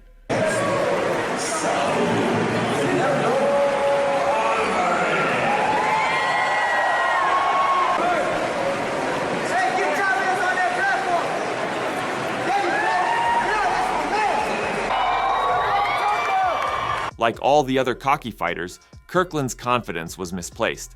When fight day came, Canelo outboxed him. Well, Canelo taking his time and landing the big shot, knowing right hand, down goes Kirkland. And coming back. And telling him to cut areas. Uppercut, right uppercut continues to land. There's a perfect straight right hand. In the end, Canelo took the W. In July 2017, Albert Pagara clashed with veteran Augie Kumani in a highly anticipated bout. Kumani dominated the early rounds, treating Pagara with blatant disrespect. He's really taunting Pagara. Come on, hit me. Oh, look at that, he's taunting Pagara. You made me. You seem to be having a lot of fun. He taunted his opponent, dancing around the ring as if the match was a foregone conclusion. Kumani's antics included belittling gestures and mocking dance moves, taking his lack of sportsmanship to an extreme level. However, Pagara remained composed and seized a crucial moment, landing a powerful liver punch that knocked Kumani out cold. Too much clowning. The arrogant fighter's showboating was abruptly silenced by Pagara's decisive blow. At a boxing tournament in Jakarta, local favorite Marek Mazuch faced Brazil's Leandro Silva. Silva entered the ring exuding confidence, seeking to entertain the crowd with his flashy moves and arrogance. He dominated the first round, clearly outclassing Mazuch, and even performed a Brazilian dance to mock his opponent. Making him miss, and then like you said, make just those short, sharp little shots. And misses again. And I believe that's Apollo Creed. No, that's what Apollo Creed did in Rocky. The crowd was captivated by Silva's antics, but Mazuch's determination turned the tide in the second round. With a powerful left hook, Mazuch knocked Silva out. That has changed the tide of the fight, and he has earned victory. Wow! Bringing an end to his premature celebrations and showboating and turning the bout in his favor. In 1990, undefeated Anthony Hambrick showcased his showmanship before his fight against Booker T. Ward. Hambrick's confidence bordered on arrogance, as he put on a performance that seemed more suited for a ballet than a boxing match. He looked extremely loose, very confident, and he puts on a show. He danced around the ring with an air of superiority, evading his opponent's attacks with ease and showing little respect. However, once the fight began, Booker T. Ward channeled the ferocity of Mike Tyson, delivering powerful and precise punches. Johnson, Isaiah and he has the smile wiped off his... I feel like a champ, he said. Booker T. right on top of Hambrick. He could smell it now. Hambrick, no balance, goes to okay. He is hurt. Survive the 20 seconds. It is over. 3 strikes and you're out. Booker T. Ward has come into the backyard of Anthony. His overconfidence shattered in an instant by Ward's decisive victory, marking a significant moment in his career. Manuel Char's unsportsmanlike behavior against Alexander Povetkin was evident from the start. Char attempted to undermine Povetkin with grimaces and dirty tactics, showing a blatant disregard for sportsmanship. He used underhanded moves, trying to provoke Povetkin into making mistakes.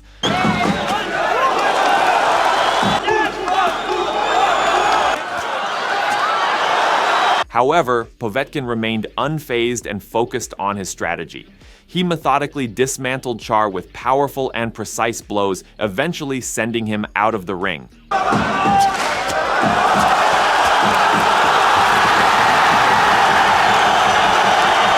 The fight ended with Povetkin's clear victory over the disrespectful opponent, solidifying his reputation as a disciplined and formidable boxer. In a BKFC title fight, Hector Lombard resorted to dirty tactics by pulling his opponent's shorts and throwing an illegal punch, which incapacitated his opponent and secured Lombard the championship. And new, undisputed BKFC World Cruiserweight Champion, Hector! Following this unsportsmanlike behavior, a fighter named Lorenzo Hunt challenged Lombard and, during the stare down, Lombard again showed his sneaky nature by landing a cheap shot. You know, Hector, Lorenzo Hunt in the ring. Oh, Jesus! A couple of months after this, they both got in the ring. From the very first seconds, Hunt dominated Lombard, smashing his face and playing with him like a toy. Fighters. And on cue, Hunt to the inside, the right hand drops Hector Lombard. Hunt's relentless assault led to a unanimous decision victory, taking Lombard's title and delivering a harsh lesson for his despicable behavior. New Police Gazette Diamond 185-pound world champion.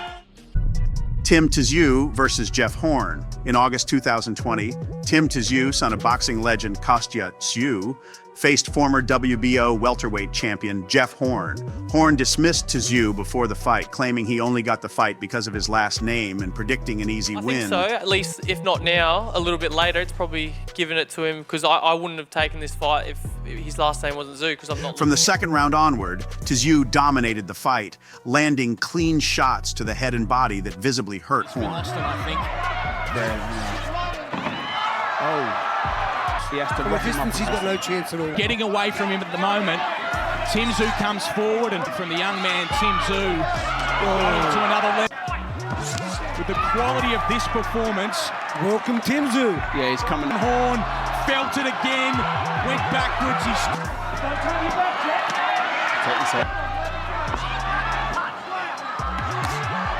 And downstairs again goes Tszyu. Those body shots are brutal. After knocking Horn down in the third and sixth rounds, Tszyu forced Horn's corner to stop the fight after 8 rounds, proving he was more than just a famous name. Defeated and the reigning IBF Australasian and WBC. Adam Azim versus Ryan Charlton. In November 2022, rising British star Adam Azim took on the experienced Ryan Charlton. Charlton, dismissive of Azim's youth and lack of experience, promised to knock him out and questioned whether Azim could handle a real man's power. He's young, there's a hell of a lot of pressure on his shoulders. I'm a man, this is man versus boy. However, it was Azim who controlled the fight from the start.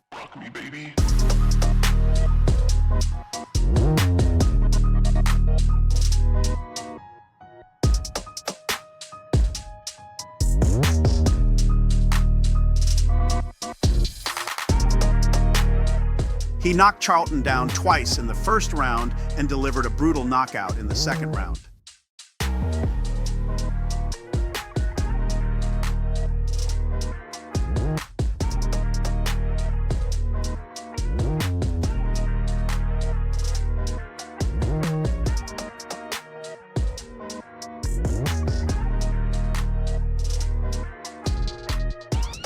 Azim's victory solidified his status as a rising star, while Charlton's trash talk only made his fall more dramatic.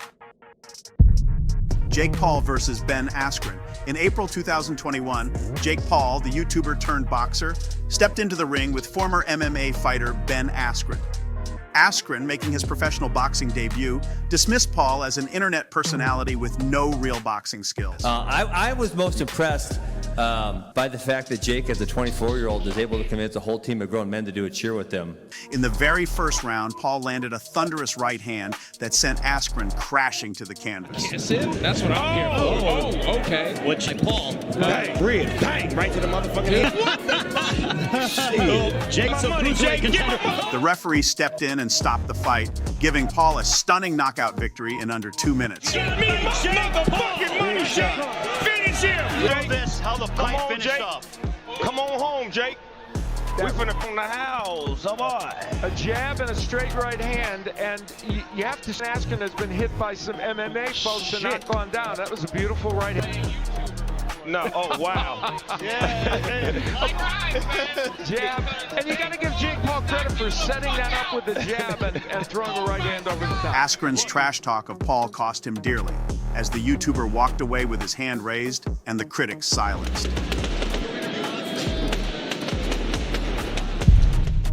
Joel Casemiro versus Juan Manuel Marquez. In September 2008, Cuban boxer Joel Casemiro defended his ring lightweight title against the legendary Juan Manuel Marquez. Known for his aggressive style, Casemiro tried to intimidate Marquez during the pre-fight press conference, but Marquez remained unfazed. The fight started competitively, but by the middle rounds, Marquez began to dominate. Chopping right hand, double right hand. Guys, they've both seen everything. Left hand by Casemiro slipped in.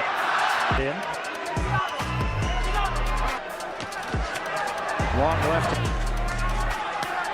Good body shot. So he believes he's stronger. You see him on the inside here. They're both giving themselves enough room to win. Marquez. Both fighters, of course, are counter punchers. I'll be careful with the headbutt.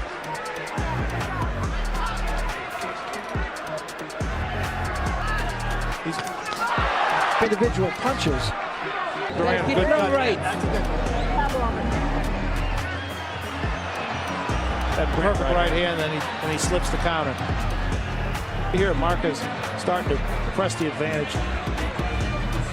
Casemiro now reaching when he tries to counter and not landing. And then Marquez comes forward with that right hand, which has been very effective for him. Yeah, Marquez had 2 strong rounds in a row. Look at that looping. There it is, bang. And then slip back. But he used to frustrate a lot of them. You can see Marquez here. Now he really starts to take the play with it. The straight right hand. A lot of times people see a brawl, they think that's a good fight. And he drops him. In the 11th round, Marquez dropped Casemiro with a sharp right hand. Although Casemiro managed to get up, Marquez delivered another powerful combination that ended the fight. Stepping in immediately was Tony Weeks saying, that's it, it's over. Look at that right hand. Thing of beauty. And he did a great job to get him turned, not let him clinch, not let him grab, not let him use the ropes to his Casemiro, who had hoped to bully Marquez, was instead handed the first knockout loss of his career. Sam Eggington versus Paulie Malignaggi. In March 2017, British Sam Eggington defended his WBC International welterweight title against former 2-division world champion Paulie Malignaggi. The tension was high, with Malignaggi exchanging heated words with Eggington at the weigh-in and throughout the fight.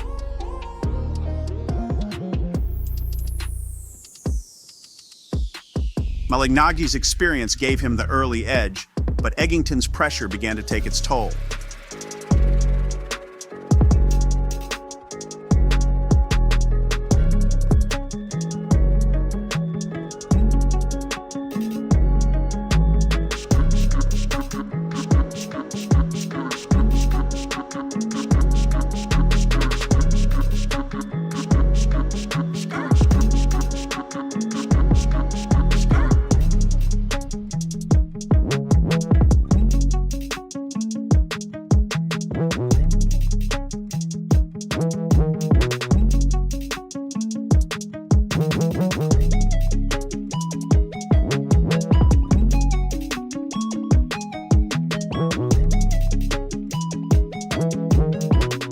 In the 8th round, Eggington landed a crushing body shot that sent Malignaggi to the canvas. Unable to beat the count, the former champion was handed a humbling defeat by the younger, hungrier Eggington.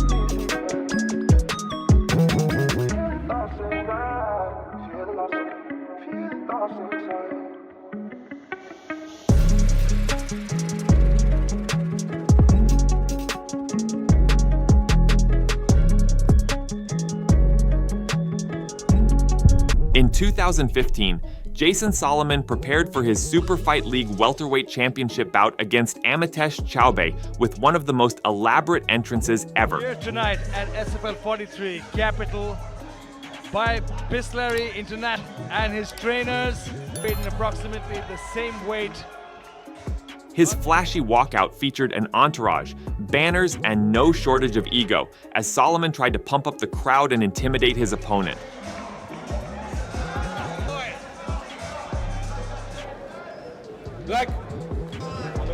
None of this made a difference once the fight began. Within just 9 seconds of the first round, Chaubey connected with a clean shot that knocked Solomon out cold. Oh! He's hurt! He's hurt! He's hurt! He's hurt! He's out! Unbelievable! 10 seconds. Super Fight League. Anybody out? Doctor's checking in. There you go. You see this? Big, big right hand. Cracked Jason straight in the jaw. You can see he was out of it. Hammer fist. In May 2019, Quan Assol returned to the ring after a 29-month break to defend his Road FC lightweight title against Mansour Barnawi. In the lead-up, Quan attempted to intimidate Barnawi, even starting a brawl at the press conference. But his opponent remained calm and composed.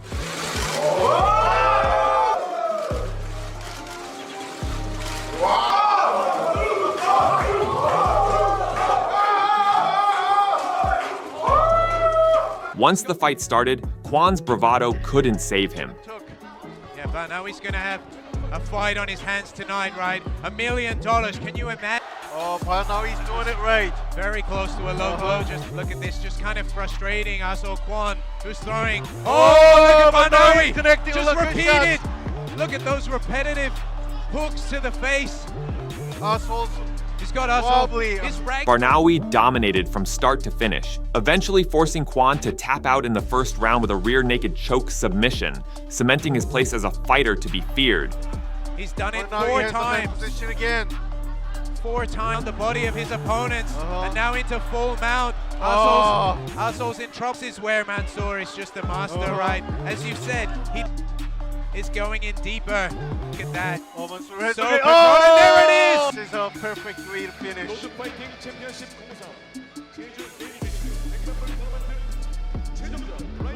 Wow. A very unorthodox choke, but it worked. $1 million, look at that.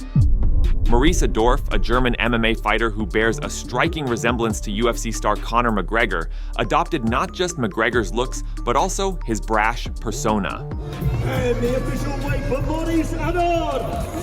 Leading up to his 2019 fight against Alexander Wiens at the German MMA Championship, Adorf was full of swagger, mouthing off and even getting in Wiens' face during the weigh-in, trying to intimidate him.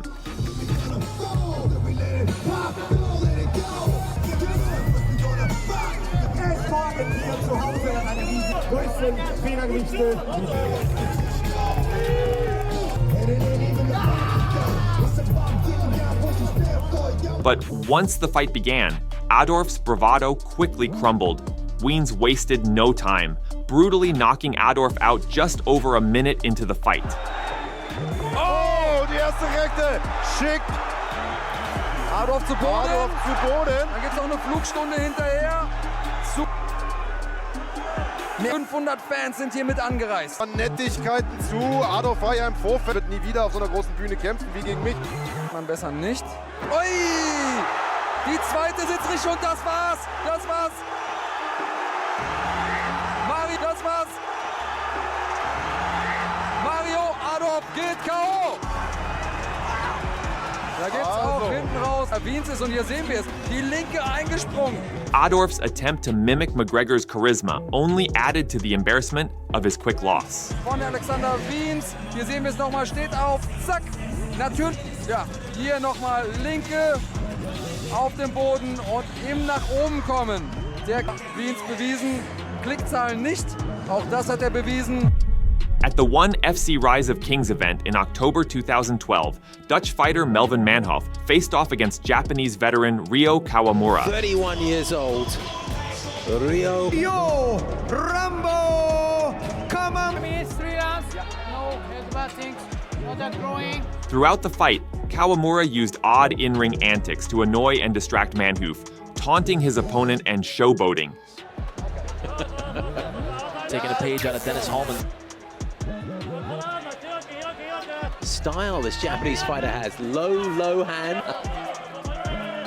Obviously likes to be a little bit... I'm not sure that Melvin knows exactly what to make of that. Wow. Well, Rio is one of those guys, he's well, he may soon learn that lesson, but... Melvin's a very big guy, but he doesn't have the long... The crowd are recognizing that there hasn't been much contact so far in the first minute.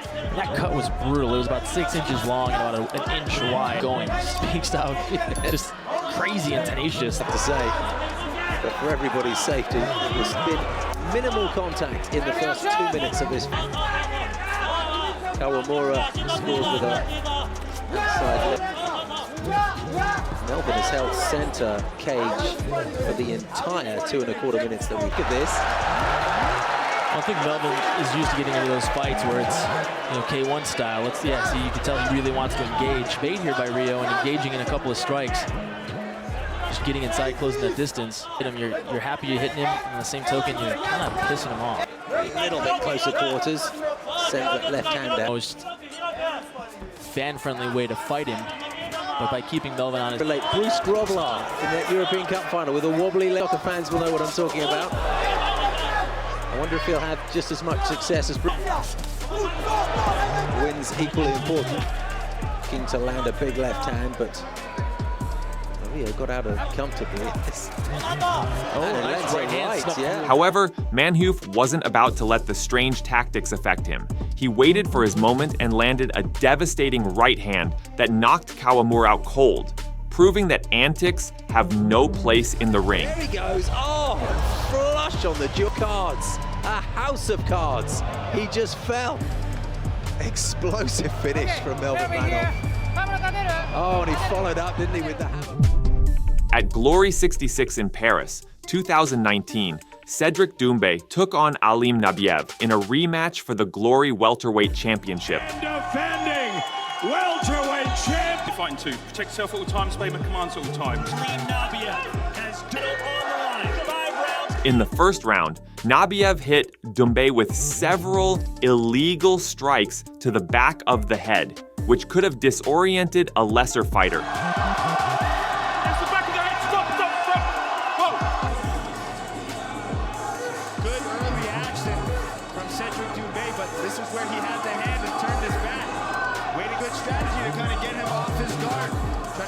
Frustrated.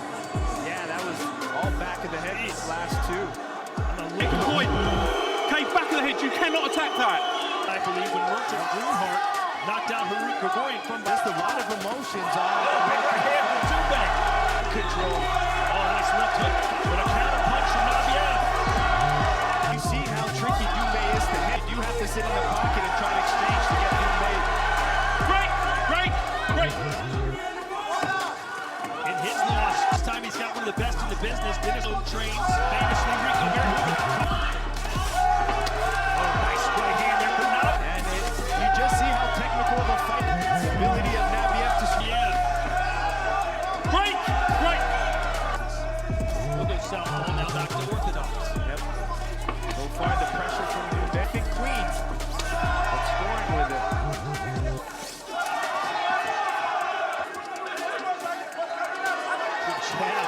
Jab to Doumbé. Stick and move. This is the fight you want to showboat in. He comes forward though. Oh, they'll open up. That man still Nabiev. He lost his footing. And a left hand. The new and improved Doumbé striking again. Ten sitting in the pocket, exchanging. And another left. Doumbé showing his power. And yeah, sorry, Joe. No one has knocked down Nabiev. Doumbé made it. Good uppercut.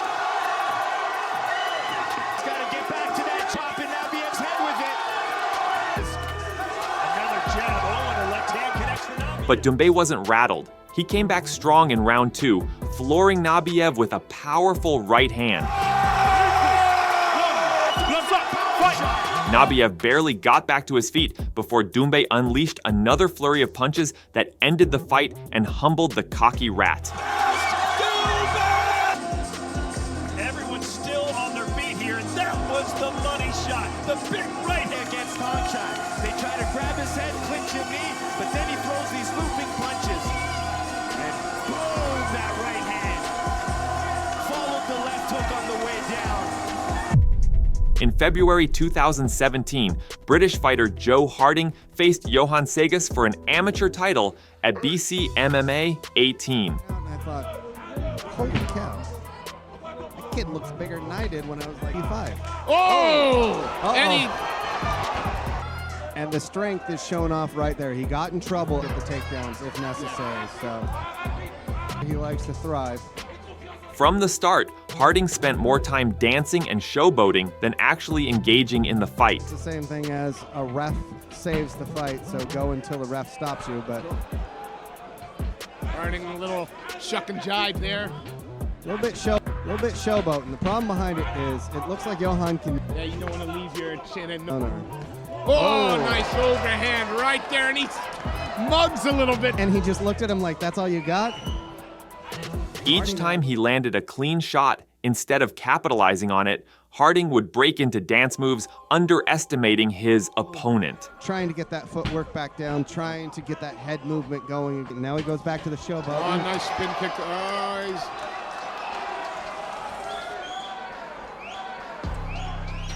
Well, Connor out of him. Hit. He's hard to get a hold of. Counted there. Oh! And it gives him the second to get out of dodge. Yeah. He's chopping him down with those kicks. Able to get in and out and hit angles very quickly. Hard to...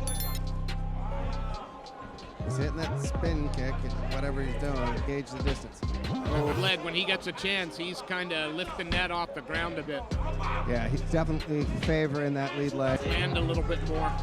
See, but so again, a lot of showboating by Joe in this second round. Final 3 minutes. In round 3, Sega seized his opportunity, landing a perfectly timed head kick that knocked Harding out cold. Oh! This always sinks! And that's set it up by just waiting for Joe to do something. And then there was some vicious... It's sad when I see somebody that I've coached that takes a knock. In August 2020, Levan Makashvili faced Roman Dick in what was expected to be a high-intensity matchup. Finally needs to get a start. Hand from Roman there. I thought he'd instantly shoot for of experience. Dick, brimming with confidence, raised his arms during the fight, inviting Makashvili to brawl. Beautiful lead high kick as well. He's ranged for his advantage. He's got beautiful lead high. But his show of bravado quickly turned into regret as Makashvili delivered a vicious combination of strikes. Takedown that was. And I like the way he set that up, looked shot in. Those guys did a great job of replacing Arsene in the last fight. I'm talking about fighting IQ at 11.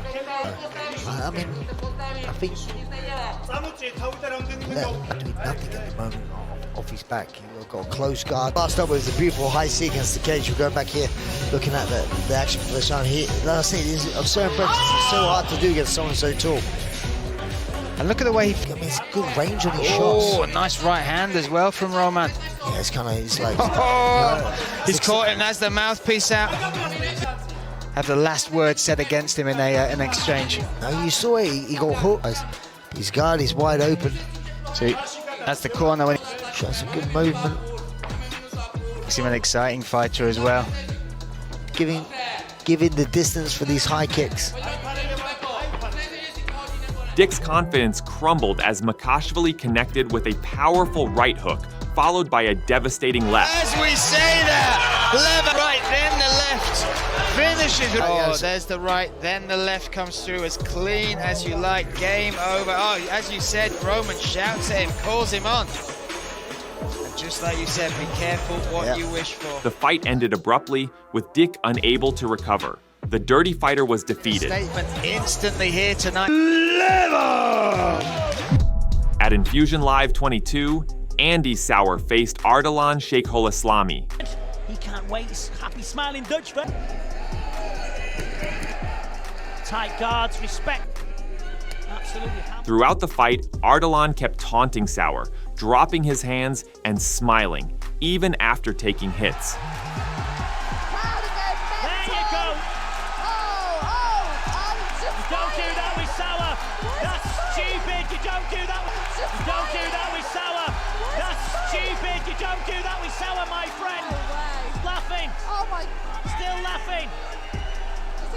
The Iranian fighter was confident, perhaps too confident. His own combinations, too quick and clever for that. I think, and his contact lens has come in. His contact lens has come out.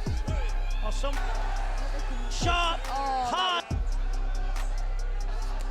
Nice kick. Of this absolutely. Tell me about it, because this Ardlan's tough. Good counter right hand. Yeah, as long as Ardlan's. He's got himself in superb shape, this Barlow. And they love Andy Sauer. Jumping knee, hard leg kick. Hand speed, skills. He's had nice jumping knee from Sauer. Nice.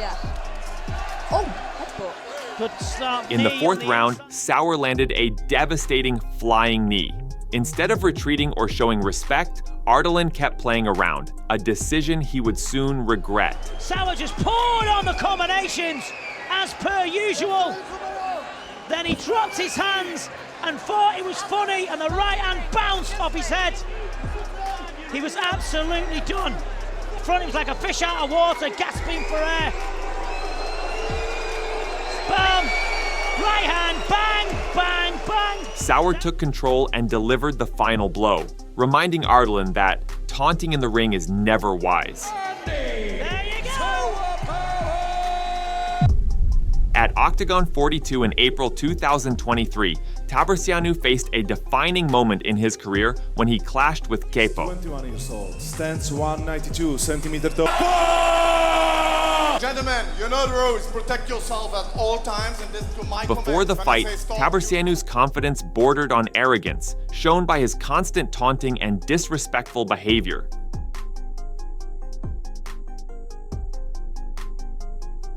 Despite a strong start, Sipo's superior ground game soon shifted the momentum in his favor.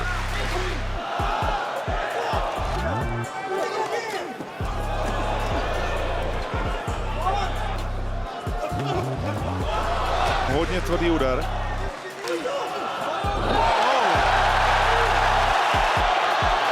To trefil trochu, ale tady ten tej... Rýst bude. Místo, aby nadspal nohu mezi... Jestli tak, Vlasto, tak láktě, tahol Taburčána, ale ten úplně láhučko chtěl prek. Vlasto je úplně zle vytočený. No a prežil. Je to hodně. Ale naozaj tam musí být výrazně otvorený. Neho tak aktivní, dělal tam chyby.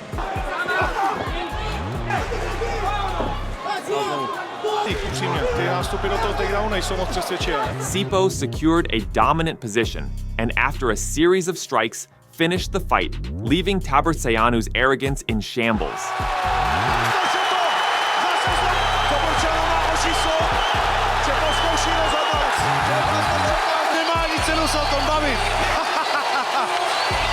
Chvíli nechat, uvidíme, co se stane teď.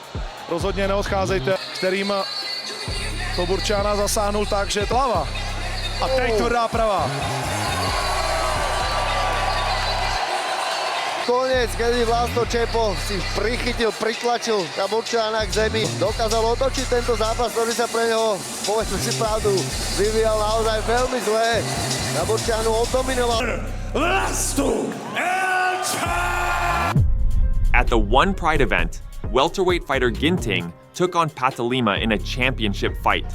Kalian sudah tahu peraturannya? Ikuti perintah saya, lindungi diri kalian. From the start, Ginting looked strong, applying heavy pressure with his aggressive attacks. However, his arrogance soon became his undoing as he began to taunt Patalima, underestimating his opponent's abilities.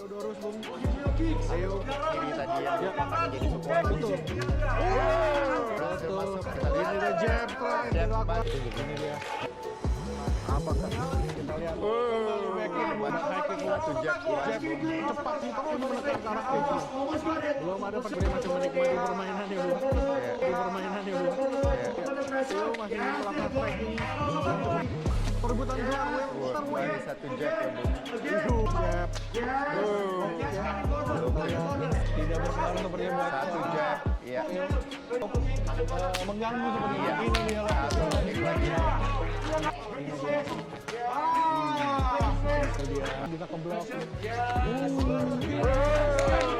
Straight kanan tadi dulu. Straight kanan tadi dulu. Ini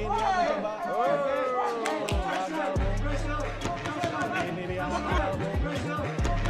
Ini dia kemarin Ahong dengan kata-kata. Ini dia luar biasa, Bung. Masih terus, ya. Masih terus, ya. Sayang sampai 5 ronde. Apakah Theo bisa lebih cepat menyelesaikan?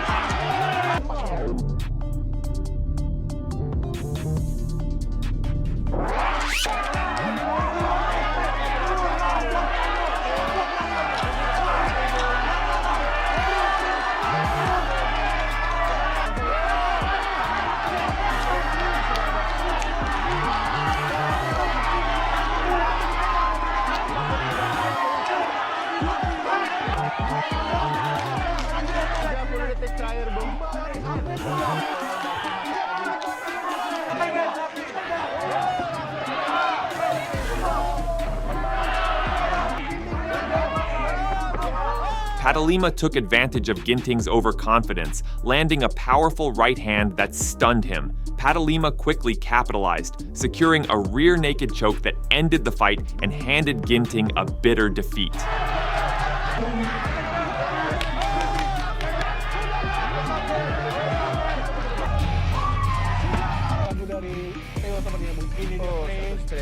Ini yang menggoyangkan bungku kirinya, Bung. Dan langsung mendapatkan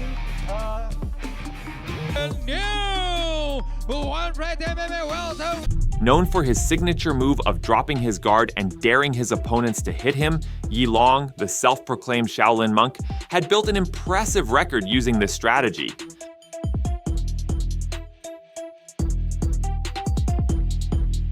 But in his 2012 bout with Josh Pickthall, things didn't go as planned. 这一场男子72.5的比赛，他的对手，亚特兰大州的重量级，我们的这武僧一龙，还是大酒店。哇，漂亮漂亮，有机会了，一龙来了，对，林峰走进美国决战拉斯维加斯的师兄弟。 西龙上头啊！代表武林风来到了美国拉斯维加斯，他的对手是现在外战，他更多的使用这种低扫腿。那么我们这个格罗特，他的拳法还可以。我想随机应变，开到皮部。抗击打，武僧一龙曾经有机会 Q 对手，但是他现在又，你看没有，开到皮部，抗击打能力，武僧一龙曾经有机会 Q 对手，但是他现在又，你看没有？现在观众朋友们看到，这是我们在美国拉斯维加斯。Pickthall capitalized on Yi Long's overconfidence, landing a series of hard punches that left the monk knocked out and humbled, showing that even the most daring tactics can fail. 怎么能这样让对方打你的？武僧一龙重重的躺下了，又犯了一个巨大的错误。你抗击打能力再强，再看一下慢动作，两拳、三拳、四拳、五拳，你能抗到三拳，你还能抗到五拳吗？ In March 2006, batter Harry and Peter Graham faced off at the K1 World Grand Prix. Leading up to the fight, Harry did nothing but disrespect Graham, even going as far as starting a brawl at the press conference. He insulted Graham, calling him an amateur, and acting completely dismissive. I see your tape, I see you fighting. You look like an amateur. Something else. How old are you? Oh. I'm 30, man. Okay. Drop dead, motherfucker. Oh. No, fuck you, man. See you tomorrow. What are you fighting? No, fuck you, man. See you tomorrow. What are you fighting? But in the actual fight, Graham made quick work of Hari, knocking him out with his signature rolling thunder spinning kick in the third round. Пронзительный. Ну а Питер Грэм такой, ну можно сказать, пара без стали, но мускулатура боец. Питер опытнее Бадра Хари. Бадр начал в 2001 на мировом гран-при с Филом Феганом. Не модель боксера в ринге находится, попадает, и у Хари это обычная история. Ударов побывать в нокдауне и нерв. То ли состояние этого тяжелого опьянения, так, на которое он может эффективно попадать. Ярость таким облаком висит над рингом, словно у диска стальные остроту подходят.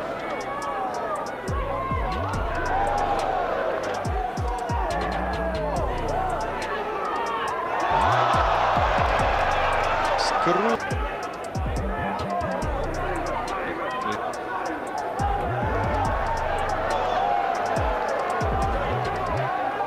Грэм чувствовать своей собственной. Остановился остроту.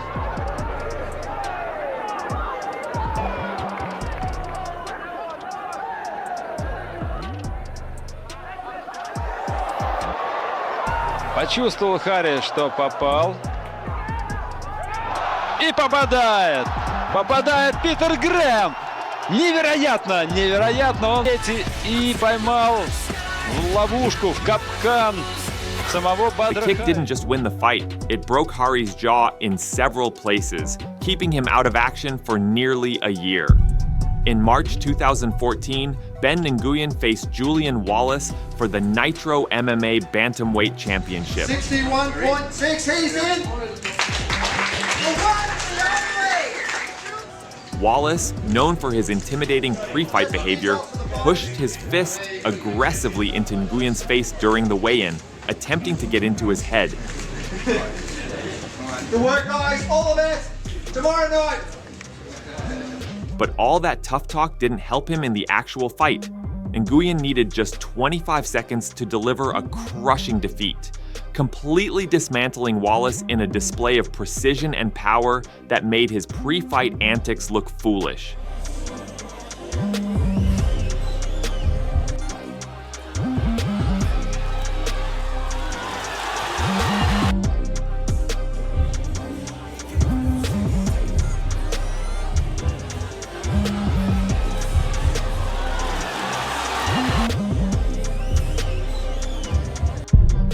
At the 2007 K1 World Grand Prix, South Korean kickboxer Soo Park squared off against Japanese veteran Musashi. During the early part of the fight, Park repeatedly landed illegal low blows, causing Musashi significant pain and sending him to the canvas several times. Each time, the fight had to be paused, and Park showed no remorse for his actions.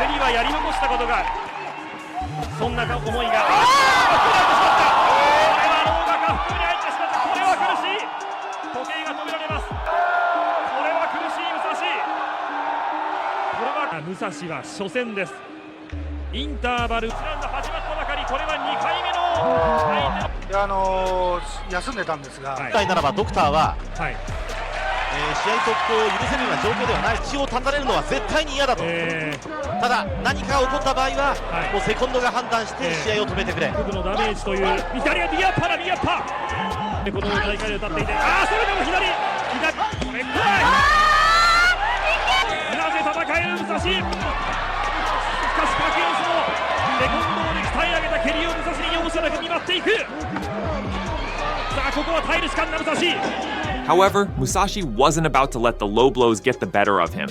When the action resumed, he composed himself and unleashed a powerful series of strikes. One particularly brutal combination landed flush on Park's jaw, knocking him out cold and giving Musashi the sweet taste of revenge.